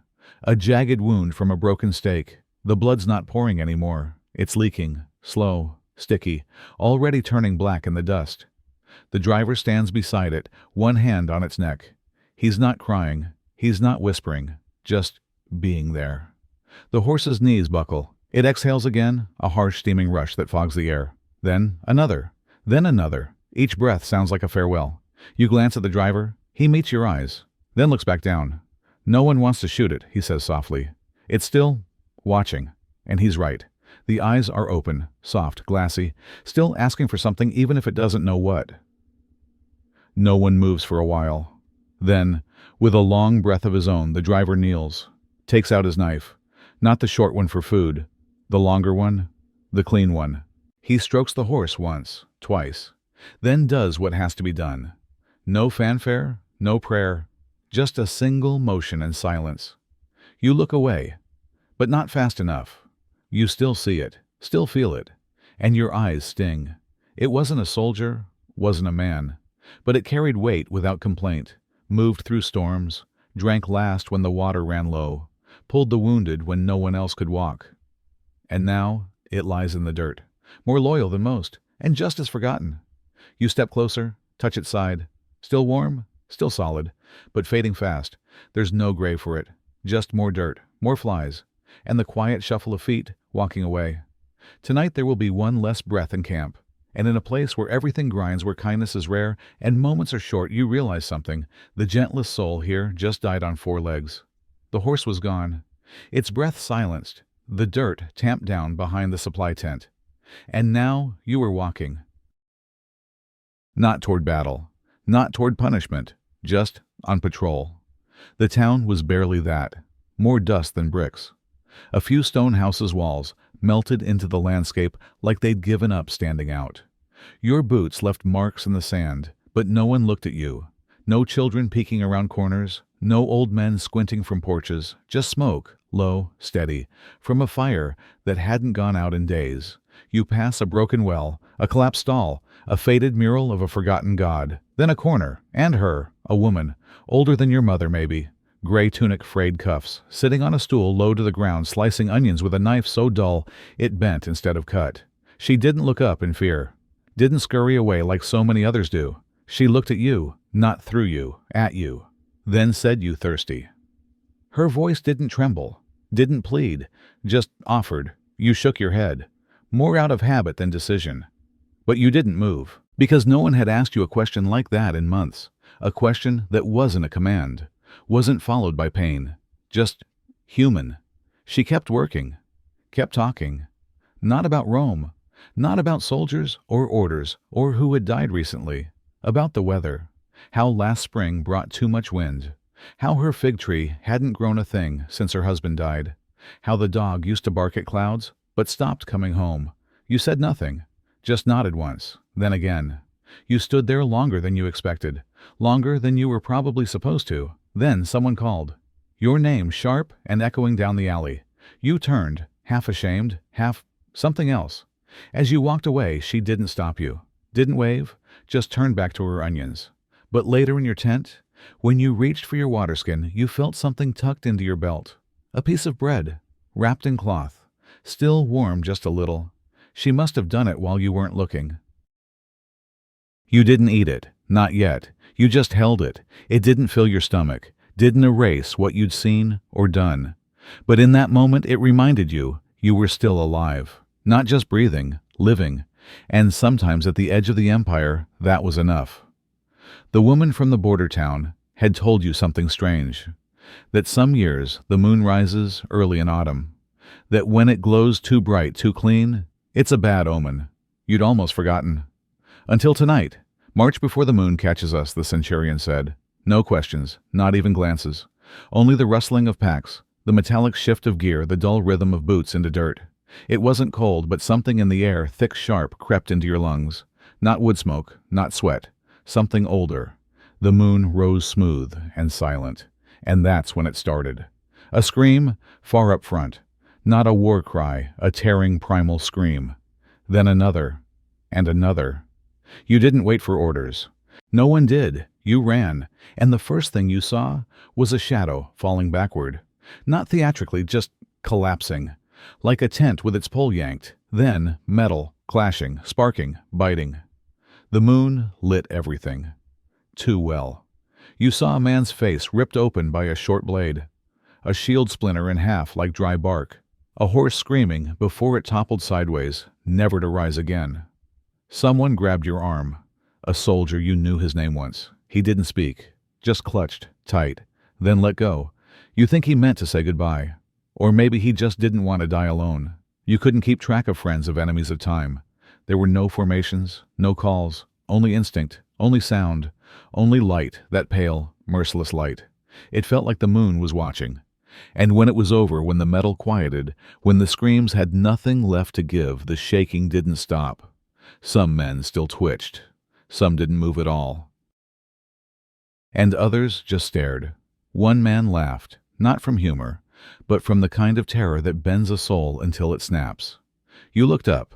The moon hadn't changed. Still glowing, still serene, still unaware it had bathed a hillside in blood. You closed your eyes, but the light pressed through your lids. You tried not to think of that woman's voice saying the moon always rose too early when death had somewhere urgent to be. The moon was gone, tucked behind the hills like it couldn't bear to look. But its echo, that sickly light, still floated behind your eyes. You lie flat on your back, boots off, armor loosened, body still. But not resting. No one in camp speaks. Not the centurion. Not the men who fought closest to the screams. Not the boy who still smells like his mother's cooking fire. Someone tries to sleep. You hear the shallow breath beside you, deepen, then hitch, then a cry. Not loud but sharp. He's not dead, the voice gasps, cracking. He's not. He jerks awake, eyes wild, fists clenched. No one soothes him. Not even you. Because you understand. You'd seen it too. The face that wouldn't go away, the hand that grabbed you before falling limp. The way the soil drank blood like it had missed the taste. You don't try to close your eyes. Not because you're brave, but because you're afraid of what waits behind the lids. You count. Not sheep, not stars, just breaths, your own, your neighbor's. The slow beat of someone shifting on a straw mat 3/10 away. You think of the woman, her gray shawl, her stories of a lost dog, the moon on the bloodied hillside, the horse collapsing quietly in the dirt. The pieces all float in your mind like broken shields on a slow river, and then silence again. But not peace. You feel it in your chest, like a hummingbird trapped under ribs, frenzied, looking for a way out. You press a hand against it, still there, still alive. The wind rustles the edge of the tent, the cloth trembles. And so do you. You don't know when dawn comes, only that the dark has grown less heavy, the air less still. Someone walks past your tent, a guard. Their shadow cuts across your feet. Your eyes are bloodshot, your limbs ache. But you're still here. You've made it through the night, without sleep, without dreams, without screaming. And, in the Roman legion, that is enough. Survival doesn't need silence, it doesn't need glory, it only needs breath. And this morning you still have yours. The morning was strange, not because of blood, not because of battle, But because of whispers, there was no shouting, no accusations, just a quiet command. And a man walking between two guards. You knew him, or thought you did. He once passed you a scrap of bread during the rain. Once let you trade watch shifts when your foot swelled. Now his hands were bound. He didn't fight, didn't speak, just looked around the camp with calm, searching eyes. And no one met them. You looked away. Everyone did. Someone said he'd spoken wrongly. To whom, about what, no one knew. Or they said they didn't. Or they chose to forget. That was safer. Centurions didn't need evidence, only a whisper, only a nod, only a reason to believe you didn't belong. Some muttered, I thought he was friends with the veteran. Didn't he sit near the fire last night? He was the one who handed out cloth to clean blood. But no one mentioned the one who reported him. No one asked who whispered first, because asking is a kind of risk, a kind of confession. You watched him disappear past the tents toward the interrogation post, a square of shadow no one spoke about. He didn't return by nightfall, and no one asked if he would. You sit that night in your usual spot. You eat your bread slower. You fold your blanket tighter. You speak less, not out of mourning, but out of caution. You start to notice eyes watching from corners. Not centurions, not guards, but others like you, with tired faces, calloused hands, and secrets hidden beneath silence. You begin to understand the new rules. It's not always the sword that kills, not even the centurion's whip. Sometimes it's the look across the fire, the question you shouldn't have asked, the kindness mistaken for alliance, the trust that doesn't belong. In the Legion, betrayal doesn't wear a different uniform. It shares your rations, sleeps a few feet away, knows your habits, knows when you limp. And sometimes, it saves its own life by trading yours. So tonight, you don't ask, you don't look, you don't wonder aloud. You just stay very, very quiet. Because the only thing more dangerous than an enemy outside your walls is the friend who already knows how you bleed. The silence after a betrayal always lasts longer than the scream itself. And tonight, that silence follows you onto your watch. Beside you stands a soldier, quiet, withdrawn, a face you've seen often but never truly noticed. You share no words, no camaraderie, just space. But you notice something.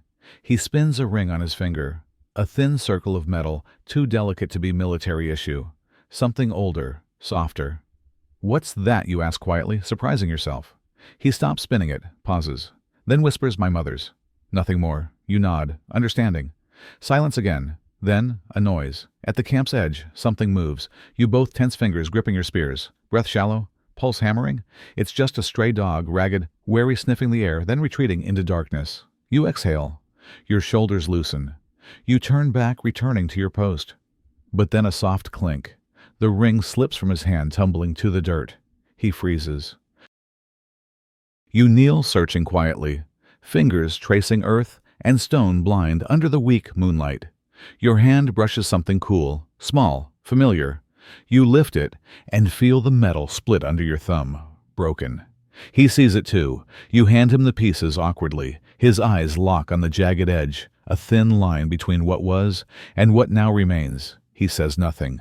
The wind picks up rustling canvas, shifting sand. But his silence fills the night, louder than a shout. You glance at his face, hollowed not from hunger, but from loss. He wraps the fragments carefully, as if they might shatter further, then slips them into a small pouch. He doesn't look at you again, doesn't speak, just sits there, shoulders slumped, eyes on the ground. Your watch ends, you rise slowly.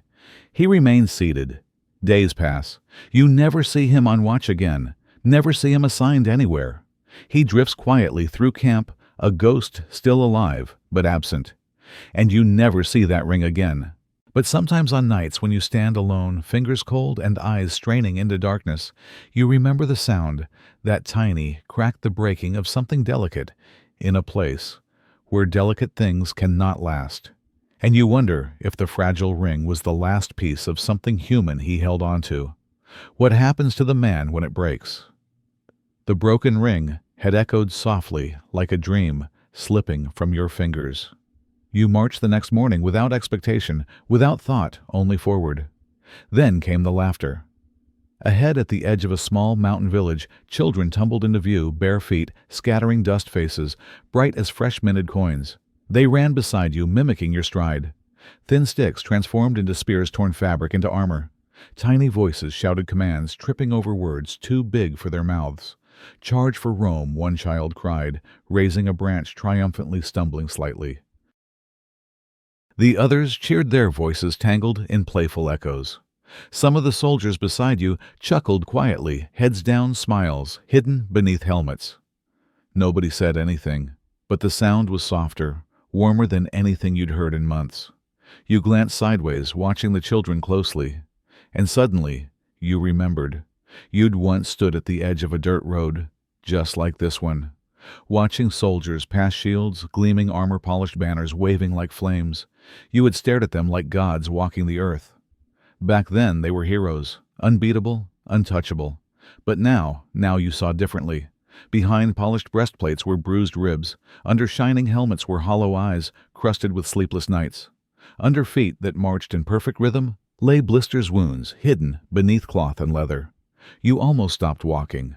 You almost turned to the child closest to you, the smallest, with eyes wide and fierce, and almost said, "Go home. Grow grapes. Be a shepherd. Do anything but never pick up a sword." But you didn't, because the words wouldn't mean anything to him. Not yet. So you marched, your eyes forward again, the children's laughter still bouncing around you, brighter than any horn call, lighter than any breeze. You tried not to smile, but a part of you did anyway, and it felt strange, like something lost long ago had briefly returned, if only as a shadow. The village faded behind. The laughter dimmed, overtaken by the steady rhythm of marching feet, the rustle of armor, the weight of silence returning to your ranks. But even as it faded, you still felt it, a tiny warmth, a memory of something pure. You knew the children wouldn't understand, not yet. You knew someday some of them might stand exactly where you stood now. Feet blistered, heart heavier than armor. But for today, for this one fleeting moment, they ran. They laughed. They believed. And you carried their laughter forward, like a hidden thing tucked into the lining of your cloak. Something small, something real, something that briefly made you feel more alive, more human than you had felt in a very long time. The children's laughter still lingered in your head, warm like fading sunlight. But as your torch flared, casting uncertain light into the shallow trench around the old fortress, everything bright vanished as abruptly as a mist burned off by morning sun. Because at the bottom of that dry moat, something waited. Bones. White cracked, twisted into the roots of pale grass and mud. A skull tilted upward, empty eyes staring endlessly at the sky it could no longer see. You stopped breathing, not out of fear but from a sudden hollow understanding. No armor, no sword. Just scraps of cloth, weathered and eaten by earth and time. Whoever he was, he had lost everything, even his name. The soldier beside you stepped back, swearing softly. You turned, called for the centurion. He came slowly, looked down without surprise, and then said flatly, "Not one of ours, not from this campaign." He turned and walked away. No order to remove the bones, no instructions to record it, no grave to mark or remember. Just another forgotten man, another body left behind. Your companion murmured beside you, voice low and weary, "Probably a legionary from the last conquest." He shook his head slightly, then walked away as if nothing more than a stray pebble had caught his attention. But you couldn't move. Not yet. You stared into those empty sockets, the white gleam of ribs thrust through shredded cloth. A quiet ache settled into your bones, a heaviness deeper than exhaustion. This man, whoever he had been, once marched like you held a spear, like you maybe even laughed at a child imitating soldiers. And now he lay forgotten, unnamed, unwritten. The torch crackled softly, throwing strange shadows across the trench wall. The cold rose from the earth, seeping into your fingers, stiffening your grip on the torch handle. And in that moment you saw yourself, not now, not yet, but someday. Forgotten, unknown, just bones in a ditch. No one to mourn, no one to claim. Because in the Roman legion, not every soldier gets a marker, not every man earns a memory. Some simply disappear into soil and silence their stories, reduced to whispers, then nothing at all. You stepped back finally, your heartbeat loud and slow, and turned away.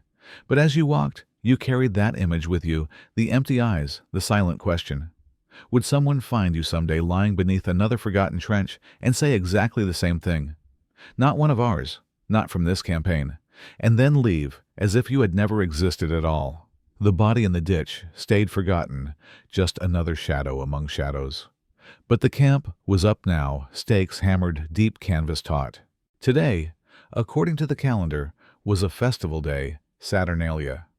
You remembered from childhood what this day should mean: wine, fresh bread, candles, glowing laughter, spilling from tables. A time when even slaves ate well, and songs echoed until dawn. But in this camp, under a bleak sky, the feast existed only in name. Rations had been late for weeks, salt scarce, grain reduced to crumbs. Tonight there was no bread, no wine, no meat, not even broth. Someone nearby joked bitterly, holding up a chunk of stale, petrified crust. Happy Saturnalia. Tonight we feast on air. He bit down hard teeth, grinding uselessly, a sound sharp and pathetic in the chill. The veteran across the fire shook his head slowly. Last year we at least had watered-down wine, he murmured. His voice held neither anger nor disappointment, just a weary acceptance. His face was gaunt shadows pooling in hollowed cheeks. You felt your stomach twist empty for too long. The ache now settled deeper than hunger. Around you, no one complained. No shouting, no arguments. Hunger had drained away even anger.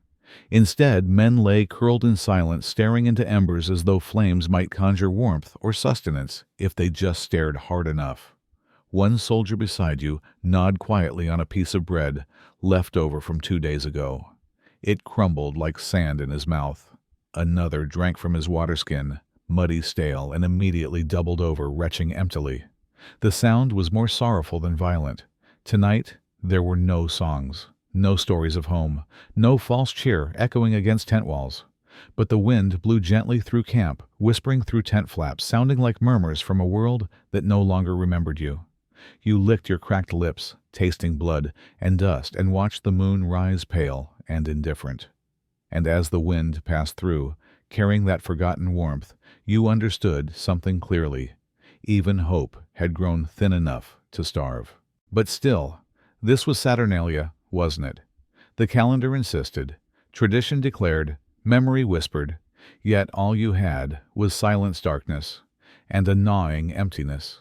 Somewhere, far away, perhaps there were tables heavy with food, wine drawn, poured generously, laughter, rich and genuine. But here, at the edge of the world, far from those who celebrated, there was only the slow, aching quiet of hunger.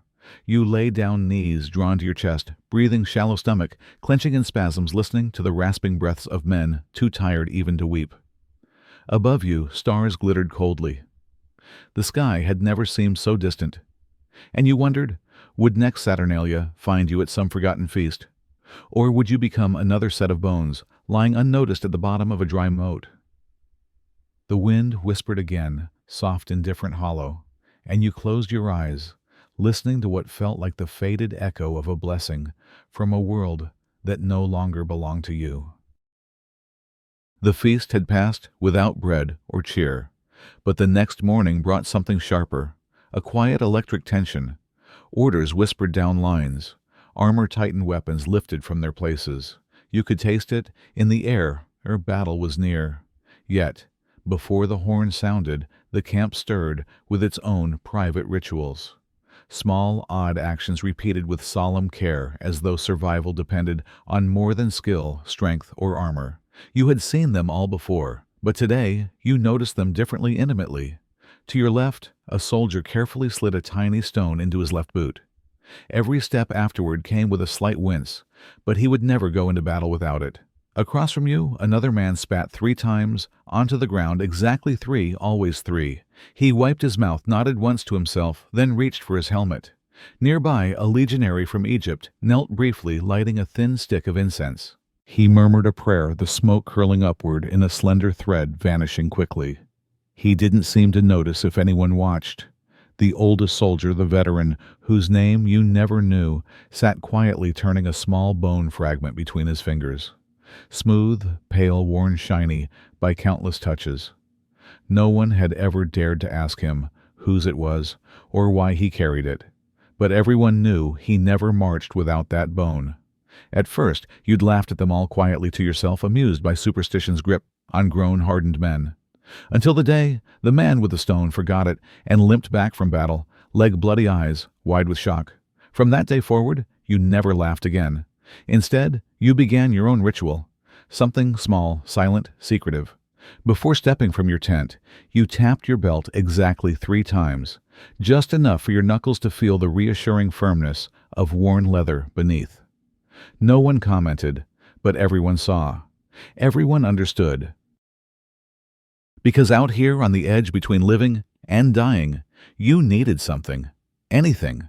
A small habit, a whispered prayer, a quiet charm to feel control in a world determined to strip it away. The Legion ran on discipline, harsh, cold, precise. But these tiny rituals, these quiet gestures, held the men together from within. Armor protected bodies. Rituals protected something else, something deeper. And when the horn finally rang out sharp and clear through morning air, you saw the others finish their movements, adjusting a helmet one last time, touching the stone in the boot, inhaling incense smoke deeply. Then you stepped forward, tapping your belt once more. You felt it again, that subtle calm, a feeling smaller than courage, quieter than bravery, but just enough. Just enough to stand straight. Just enough to keep marching. Just enough to face whatever waited beyond the horizon. Because the rituals weren't about victory, not about bravery or glory. They were about living, surviving, and sometimes just believing you had a little luck or at least some small control made all the difference between stepping forward or shattering apart right where you stood. The 3 gentle taps on your belt had steadied your nerves, but nothing could prepare you for the sight awaiting you at the rally point. You noticed him immediately, the friend who shared bread with you just days before. Now, he lay motionless, slumped on his side, half hidden by tall grass. Blood had pooled around his chest, dark and viscous, soaking into the earth. His eyes remained open, wide, glassy, staring at nothing. His mouth was parted slightly, as if caught mid-sentence, a final word stuck somewhere behind his lips. You almost expected him to speak, but there was only silence. Around you, soldiers moved carefully, stepping around the body without breaking stride. No one paused, no one knelt, no one even bowed their head. Just you. Your breath caught, suddenly, painful, lodged in your throat. Knees trembling, you lowered yourself slowly beside him. You reached out, wanting to close those eyes still staring, but your hand shook too violently. You stopped yourself, fingers hovering uselessly. Your chest felt crushed ribs, too tight, heart struggling to beat normally. And then you noticed something else. A thin leather cord still wrapped around his wrist, worn from weeks of idle play. It was the strap you both had used for a simple game, tossing stones into helmets during quieter evenings at camp. You remembered laughter, soft curses, quiet companionship. But now it lay limp, useless, a reminder of simpler moments that wouldn't return. Your vision blurred slightly. You didn't cry. You couldn't. You weren't even sure you knew how anymore. Instead, almost without thought, your hand moved to the ground beside him, grasping a small, smooth stone. You placed it gently on his chest, right above the still wet stain of blood. It wasn't a prayer. It wasn't a blessing. Just a quiet, wordless gesture, a Gaulish habit picked up long ago to leave something behind rather than emptiness. Then you stood slowly, legs shaking, armor suddenly heavy. You turned your back to him, and you began to walk, forcing your feet forward. You did not look back. Because here in this world of dust and blood, if you turned around every time someone fell, you'd never move again.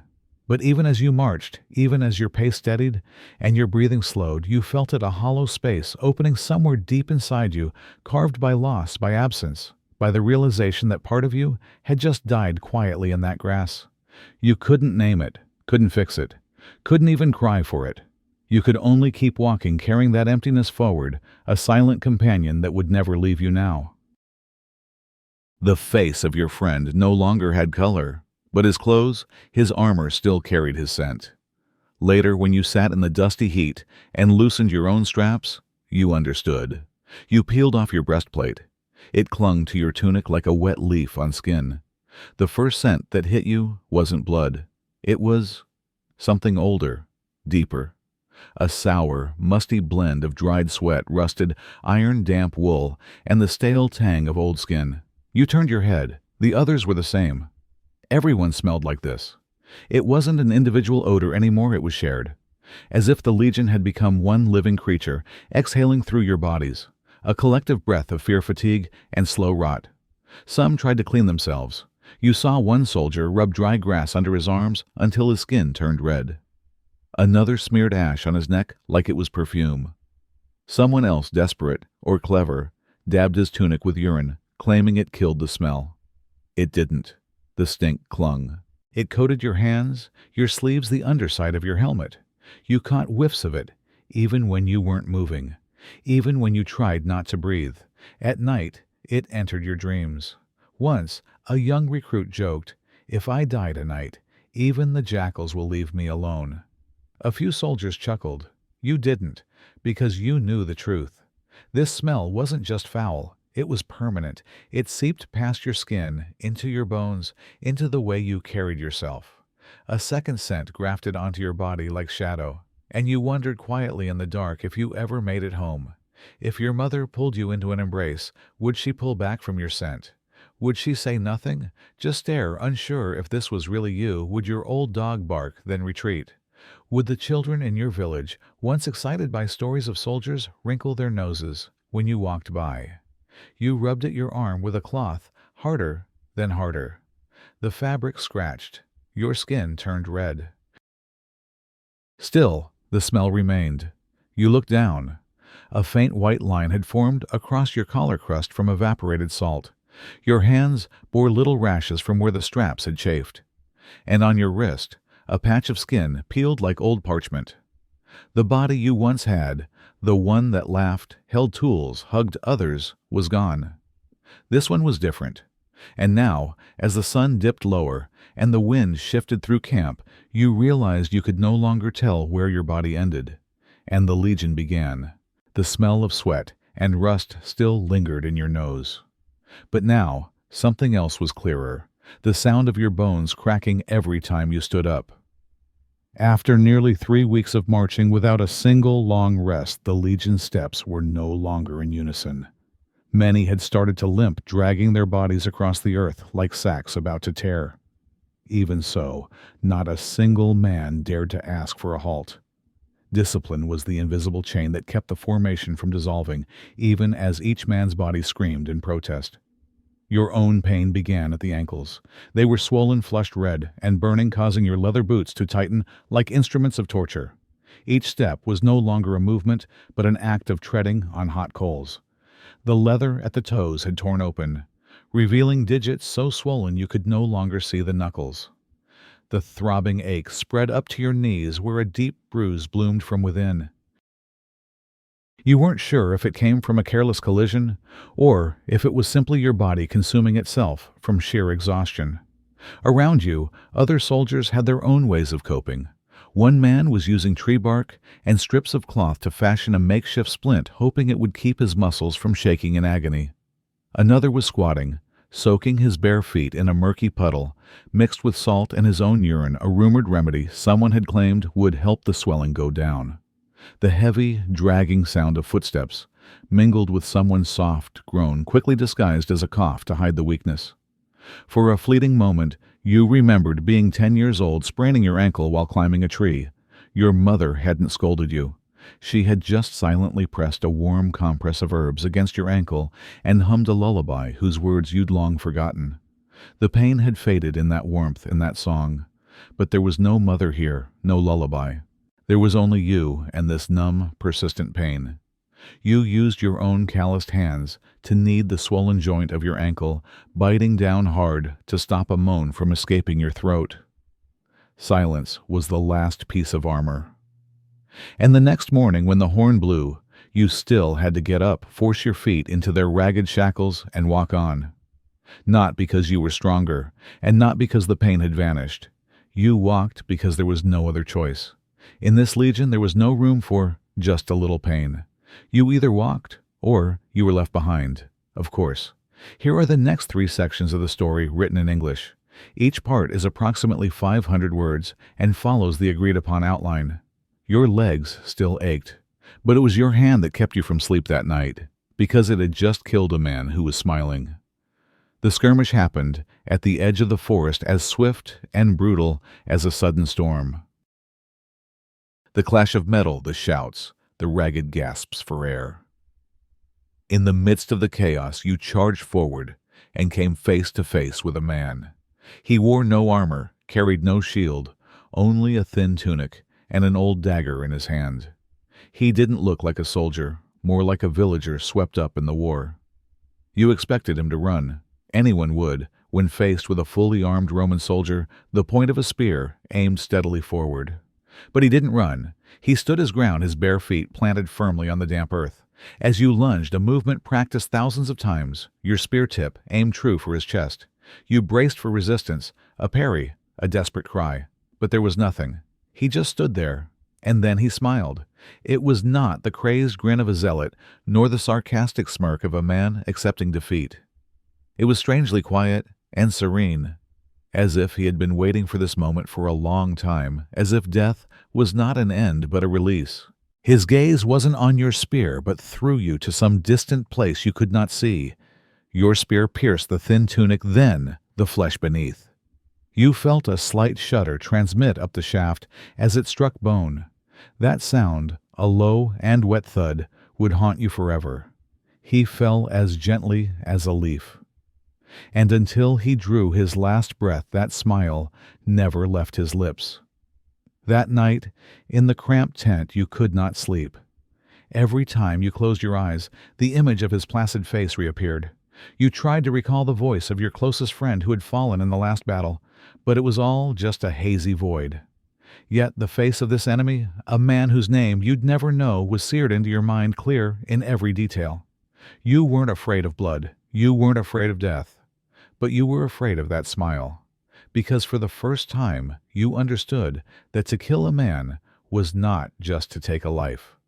Sometimes it was also a punishment for the one who survived. Death wasn't always the fearsome thing. It was living after it, with a memory that could not be erased. That was another kind of sentence. You had killed a smiling man, but that very smile made you wonder, was anyone waiting for him at home? And who was waiting for you? The question gnawed at your mind, heavier than the shield on your back.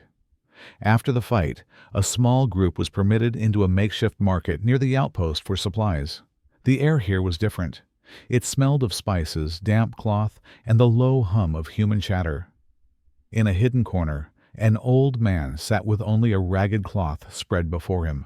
He wasn't selling goods. He was a news seller, trading in stitched-together scraps of information gleaned from merchants, pilgrims, and deserters passing through the region. The price was not fixed. It could be a coin, a piece of bread, or a sip of wine. A soldier from your unit, a burly man from Capua, approached him. He silently placed a silver denarius in the old man's hand. The coin was worth several days' pay. The old man looked up, his eyes clouded and ancient. The city of Capua. Is it still there? The soldier's voice was hoarse. The old man considered this for a moment, just long enough to make a man's heart stop. Then he gave a single nod. That was all. No explanation, no further details. The soldier said nothing. He simply turned away, and you saw his broad shoulders shake. He wiped at his eyes with the back of his hand, then clenched it into a tight fist. No one asked why he was crying, but you saw it for a moment. It was as if he wasn't clenching empty air, but holding his entire hometown in the palm of his hand. You found yourself drifting toward the old man. You didn't intend to ask anything. You feared the answer, no matter what it was. But then your own mouth moved a question, escaping like a whisper. Has anyone from Aventicum passed through? The old man looked at you, his expression unreadable. He shook his head. The gesture didn't mean there was bad news. It simply meant there was no news at all. A total void. Silence. You returned to the camp with a strange feeling of emptiness. The other soldier had used his coin to buy hope. You felt as if you had used your question to purchase a vacuum. You didn't know what was worse, terrible news or the fact that your home's existence had vanished completely from the world's flow of information. And you understood a bitter truth. In war, even silence has its price. The coin was spent. The news was gone. The next morning you put on your helmet only to discover something else had been living inside it, unbeknownst to anyone. It had rained torrentially the night before, forcing the entire unit to take shelter in a damp cave. In the morning, the air was still cold and smelled of wet earth. You grabbed your helmet, your galea, readying yourself for the march ahead. The moment the metal rim touched your hair, you felt something stir inside. A dry, scratching sound echoed in the confined space, and then a small, black, soft object fell onto your shoulder. It let out a faint squeak, then spread its leathery wings and fluttered unsteadily into the air. It was a small bat. The group of soldiers preparing around you froze, then burst out laughing. It was a genuine, unrestrained laugh, the first you had heard in weeks. They pointed at the bat as it circled weakly near the cave ceiling, like a living speck of ash, then looked back at you, shaking their heads in amusement. The sight of a tiny creature emerging from the helmet of a Roman soldier was perhaps too absurd. But after the laughter died down, you sat alone for a moment, looking into your helmet. You thought about it. A tiny, fragile creature had found a safe haven in the darkness and cold steel. It had slept peacefully right above your head, while you had tossed and turned with nightmares. A strange sense of envy crept over you. The bat didn't have to follow orders, didn't have to march, didn't have to kill. It just needed a dark corner small enough to curl up in and wait for the storm to pass. It survived, not because it was strong, but because it knew how to hide. You turned the helmet over. Inside, where the bat had rested, a few soft downy hairs and some dry droppings remained. Anyone else might have been disgusted, but you weren't. No one complained. It seemed everyone understood that the image brought a small measure of comfort. It was a reminder that life persisted in the most unexpected places, stubborn and silent. You wiped the helmet clean and put it on. And you suddenly thought maybe that was the only way for your own soul to make it through this intact. Not by becoming harder, but by finding a small corner inside yourself to hide, to wait, and to survive. The bat flew away, leaving an empty space in your helmet. And that night, the rain came down, as if to wash everything away, including memory. It was a cold, relentless rain that soaked through the leather tents and turned the ground to mud. The fires wouldn't light, and everyone huddled in the damp darkness, the chill seeping into their bones. According to the roster, you and another soldier were scheduled for the last watch.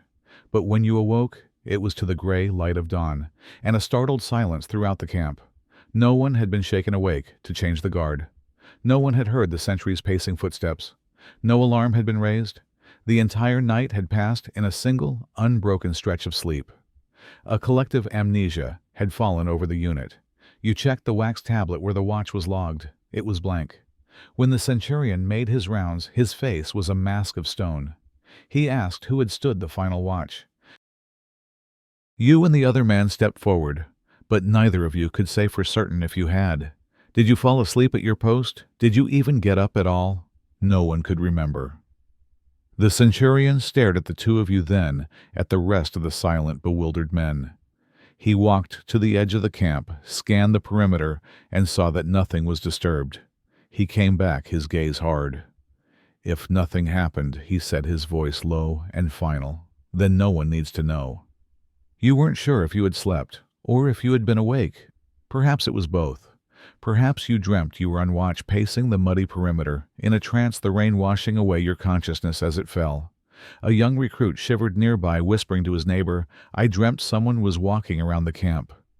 But it wasn't one of us. No one confirmed it. No one denied it. For the rest of the day, a strange, heavy silence hung over the men. It wasn't the fear of punishment that quieted them. It was the chilling doubt each man now had in himself. It was the terrifying realization that their minds, worn thin by exhaustion and fear, could simply let go.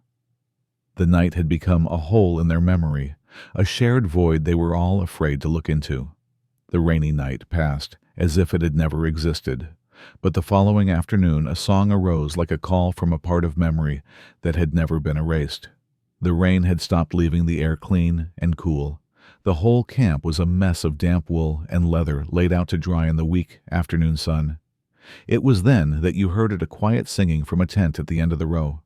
The voice was rough and cracked, the melody simple and repetitive.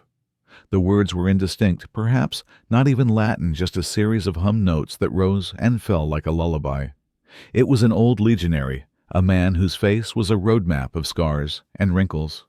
He wasn't singing for an audience or for praise. He was singing to himself, his head bowed as he mended a strap on his sandal. Strangely, no one told him to be quiet.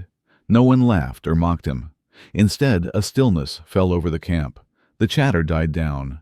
The clatter of gear being cleaned stopped. Everyone in their own way just went silent and listened. You didn't know the melody. You were certain you had never heard it before, and yet it felt familiar. It was a sound that felt older than the legions, older than Rome itself. It was like a tune you might have heard in a dream or in the womb, a rhythm that spoke not to the mind, but to the blood. It was the sound of a heart beating steadily in the dark. When he finished, there was no applause. No one said a word. But that night, you slept more soundly than you had in months. The air in the camp felt different, less charged with tension. Later, as you sat by the fire, another soldier murmured, "That's the song of men who don't want to die in silence." And you understood. Some things aren't taught in training camps. They aren't drilled into you by a centurion. They live in the spaces between orders, in the quiet moments of shared hardship. They are carried in the memory of the blood. And though war could strip a man of his home, his name, and his future, it could not take away a simple song. For a brief moment, it was enough. The song still echoed in your ears as you drifted off to sleep. And in that dream, there was no blood, no armor, only a house with a red-tiled roof. After so many nights of shallow, fitful rest, you finally fell into a profound sleep, your head resting against your hard leather pack by the dying embers of the fire. In the dream, you were standing before a house. Its roof was made of old red tiles, cracked and overgrown with moss. The plaster on the walls was peeling, but the entire scene was bathed in a warm, golden light that seemed to emanate from the house itself. You heard the clucking of chickens in the yard, the distant nagging sound of your mother's voice, the soft crackle of a fire in the hearth. And then a smell, the rich, earthy scent of brewing herbal tea. It was a smell you had never consciously paid attention to in your old life, but in the dream, it was the most real thing in the world. You didn't go inside. You didn't even try to. You just stood there watching, filled with a sense of peace so deep it ached. It was a feeling of belonging that felt both intensely familiar and impossibly distant. You woke with a start, the cold morning air a shock against your skin. Your eyes were wet. You weren't crying, but tears had welled up, blurring the harsh reality of the camp around you. A soldier sitting nearby nudged you. "Bad dream?" he asked. You just shook your head. How could you explain it wasn't a story? It wasn't an event. What you remembered, what made your chest feel tight with loss, wasn't a person or a place as much as it was a feeling. It was the color of those roof tiles, the slant of the afternoon sun through a dusty window, the smell of tea. You realized then what you were truly fighting for. It wasn't for the glory of the emperor or the expansion of the empire. It was for a memory of small things. And you knew with a certainty that was both a comfort and a curse, that even if you survived, even if you made it all the way back, that house, that specific moment in time, might not be there anymore. But the dream would follow you for the rest of your life. The dream of the house still lingered in your chest. But when you opened your eyes, there was only the wind seeping through the tent and the space beside you, cold as stone. As late autumn bled into winter, a deep cold settled over the land. There was no snow, only a raw, damp chill that seemed to emanate from the earth itself. The wind was sharp enough to cut the skin, the ground was hard as rock, and every breath you took turned into a cloud of mist. It was a miserable, biting cold. Your tent, its leather worn thin and seams stretched, offered little protection. The small fires we were allowed to keep struggled to burn their flames, flickering weakly as if they too were shivering. You used to sleep huddled together with a few others from your tent group, sharing body warmth to survive the nights. But now, they were gone. Marcus was lost in a skirmish a month ago. Lucius was transferred to another cohort. Gaius fell to a fever just last week. The space beside you was now an empty, cold void. You lay alone, curled into a tight ball under your single wool blanket, but you still shivered. The cold you felt wasn't just from the lack of a blanket. It was from the lack of a person. The absence of another living, breathing body next to you was more chilling than the wind. For a moment, you drifted into a dream. You were in a public bathhouse back home, the air thick with warm steam, everyone's skin flushed and pink, the sound of conversations echoing off the tiled walls. You felt warm. You felt safe. You woke with a jolt to the grim reality, a damp blanket, hands so cold they ached, and the profound silence of the empty space beside you. As you lay there, another soldier from a nearby tent came over. He didn't say a word. He just placed a thick piece of firewood by your small fire pit before retreating back into the darkness. You tossed the wood onto the dying embers. The fire flared up, casting dancing shadows on the tent wall. It provided a little more light, a little more heat, but you knew the real cold, the one that had settled deep inside your bones, remained untouched. The cold wind pierced the night as if nothing living remained. But just then a young man's call was heard, not loud but enough to keep your heart from sleeping again. It came during a surprise ambush just after dusk. In the chaos of shields locking and swords clashing, the youngest soldier in your squad, a boy barely 18, sent as a replacement less than 2 weeks ago, was run through with a spear. He didn't die instantly. You and another soldier grabbed him by the arms and dragged him out of the fighting line, away from the trampling feet and swinging blades. His blood flowed like a spring, soaking through his tunic and leaving a dark trail on the ground. You laid him down behind a rocky outcrop and pressed your hands against the wound in his lower abdomen, a useless gesture against such a fatal injury.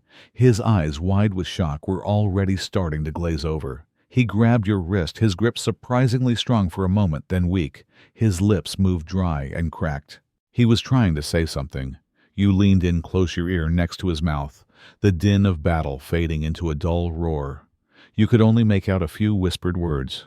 "Don't let my mother know." Then he went still.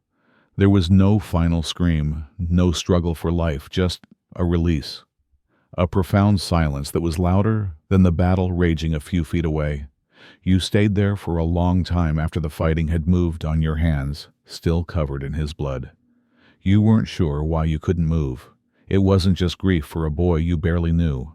It was the crushing weight of his final request, the responsibility of it.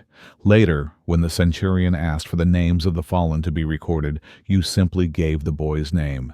You never told anyone, not the centurion, not the other soldiers, what he had said. The words became your secret, a burden you carried alone like a stone in your shoe that you could never remove. You realized that not every soldier wants to die a hero. Some just want to spare the people they love from the ugly truth of their end. And you, the survivor, were now the keeper of that final, desperate wish. The young soldier's last words still echoed in your heart. But the next night, you learned something else. Some things don't need words to make you afraid. Your unit set up a temporary camp in a desolate valley bordered on one side by a small, unremarkable hill. It wasn't on any military map. It had no name. It was just a mound of earth and rock silhouetted against the darkening sky. The first night the rumor started, the men on watch duty whispered about it, a dark shape moving on the crest of the hill. When a patrol was sent to investigate, they found nothing. No tracks, no fire, no enemy scout. It wasn't an official report. Just nervous whispers passed between men in the dark. Something is watching. The following night, you were assigned the last watch, the shift from 3 a.m. until dawn. Your post faced the hill directly. The night was eerily quiet, the moon obscured by clouds. As the hours crept by, you felt it, an intense prickling sensation on the back of your neck, the feeling of being watched. There was no sound, no glint of metal, just a presence. A cold sweat traced a path down your spine. You scanned the hilltop, your eyes straining in the gloom. And then you saw it, a shadow. It was darker than the surrounding night, a silhouette shaped like a tall, thin man standing perfectly still on the summit. It wasn't a rock. You had memorized the rock formations earlier. It wasn't a tree. It was just there, motionless. Your heart hammered against your ribs. You gripped your pilum so tightly your knuckles turned white, but you didn't move. You didn't call out. You just watched it and felt it watch you. When the first gray light of dawn broke the horizon, the shape was gone. After your watch was over, you walked to the base of the hill, your curiosity overriding your fear. On the damp earth you found tracks. They were strange, not human or animal. They looked like they had been made by something with 3 long toes. They pointed towards the camp. When you made your report, you said nothing of what you'd seen. In the wax tablet for the watch log, you simply wrote, "Hill quiet, no contact." You learned then that in the Legion, sometimes the truest thing you've ever witnessed is the one you dare not speak. The shadow from last night left no clear trace, but this morning in the mud, something else appeared small, but enough to awaken a part of you. After the rain, the ground was a soupy mess. You were ordered to check the area surrounding the camp, your boots sinking deep into the cold mud. Near the base of the unnamed hill where you'd seen the shadow, a faint glint of metal caught your eye, half buried in the wet sand. Curious, you bent down and cleared the mud away with your fingers. It was a ring. You picked it up. It was made of bronze, a simple design, worn smooth by time. Wiping it on your tunic, you saw the faint, uneven letters of a handmade inscription on the inside. To Gaius, do not forget. The name was unfamiliar. You didn't know any Gaius who might have lost it, but the feeling it stirred within you was strangely familiar. You squatted by a murky puddle, the ring resting quietly in your palm.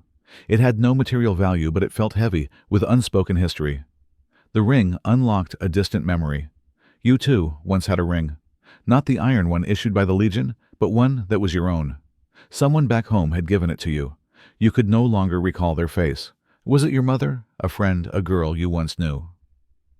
Your memory of them was just a blur, but you remembered with perfect clarity the feeling of their hand slipping the ring onto your finger. You remembered their voice, though you'd forgotten the exact words, "Take this to remember the way home." You had lost that ring long ago, probably in a battle or during a river crossing. And along with it, you had also lost the way home. You clutched the ring that belonged to Gaius, then tucked it safely into a small leather pouch at your belt.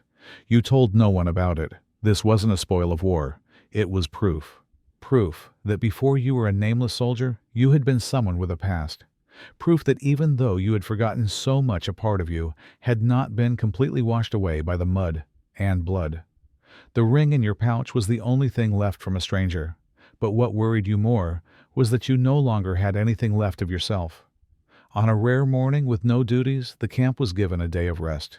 You sat inside your tent, meticulously cleaning the leather straps of your Lorica Segmentata. The leather was old and cracking in places.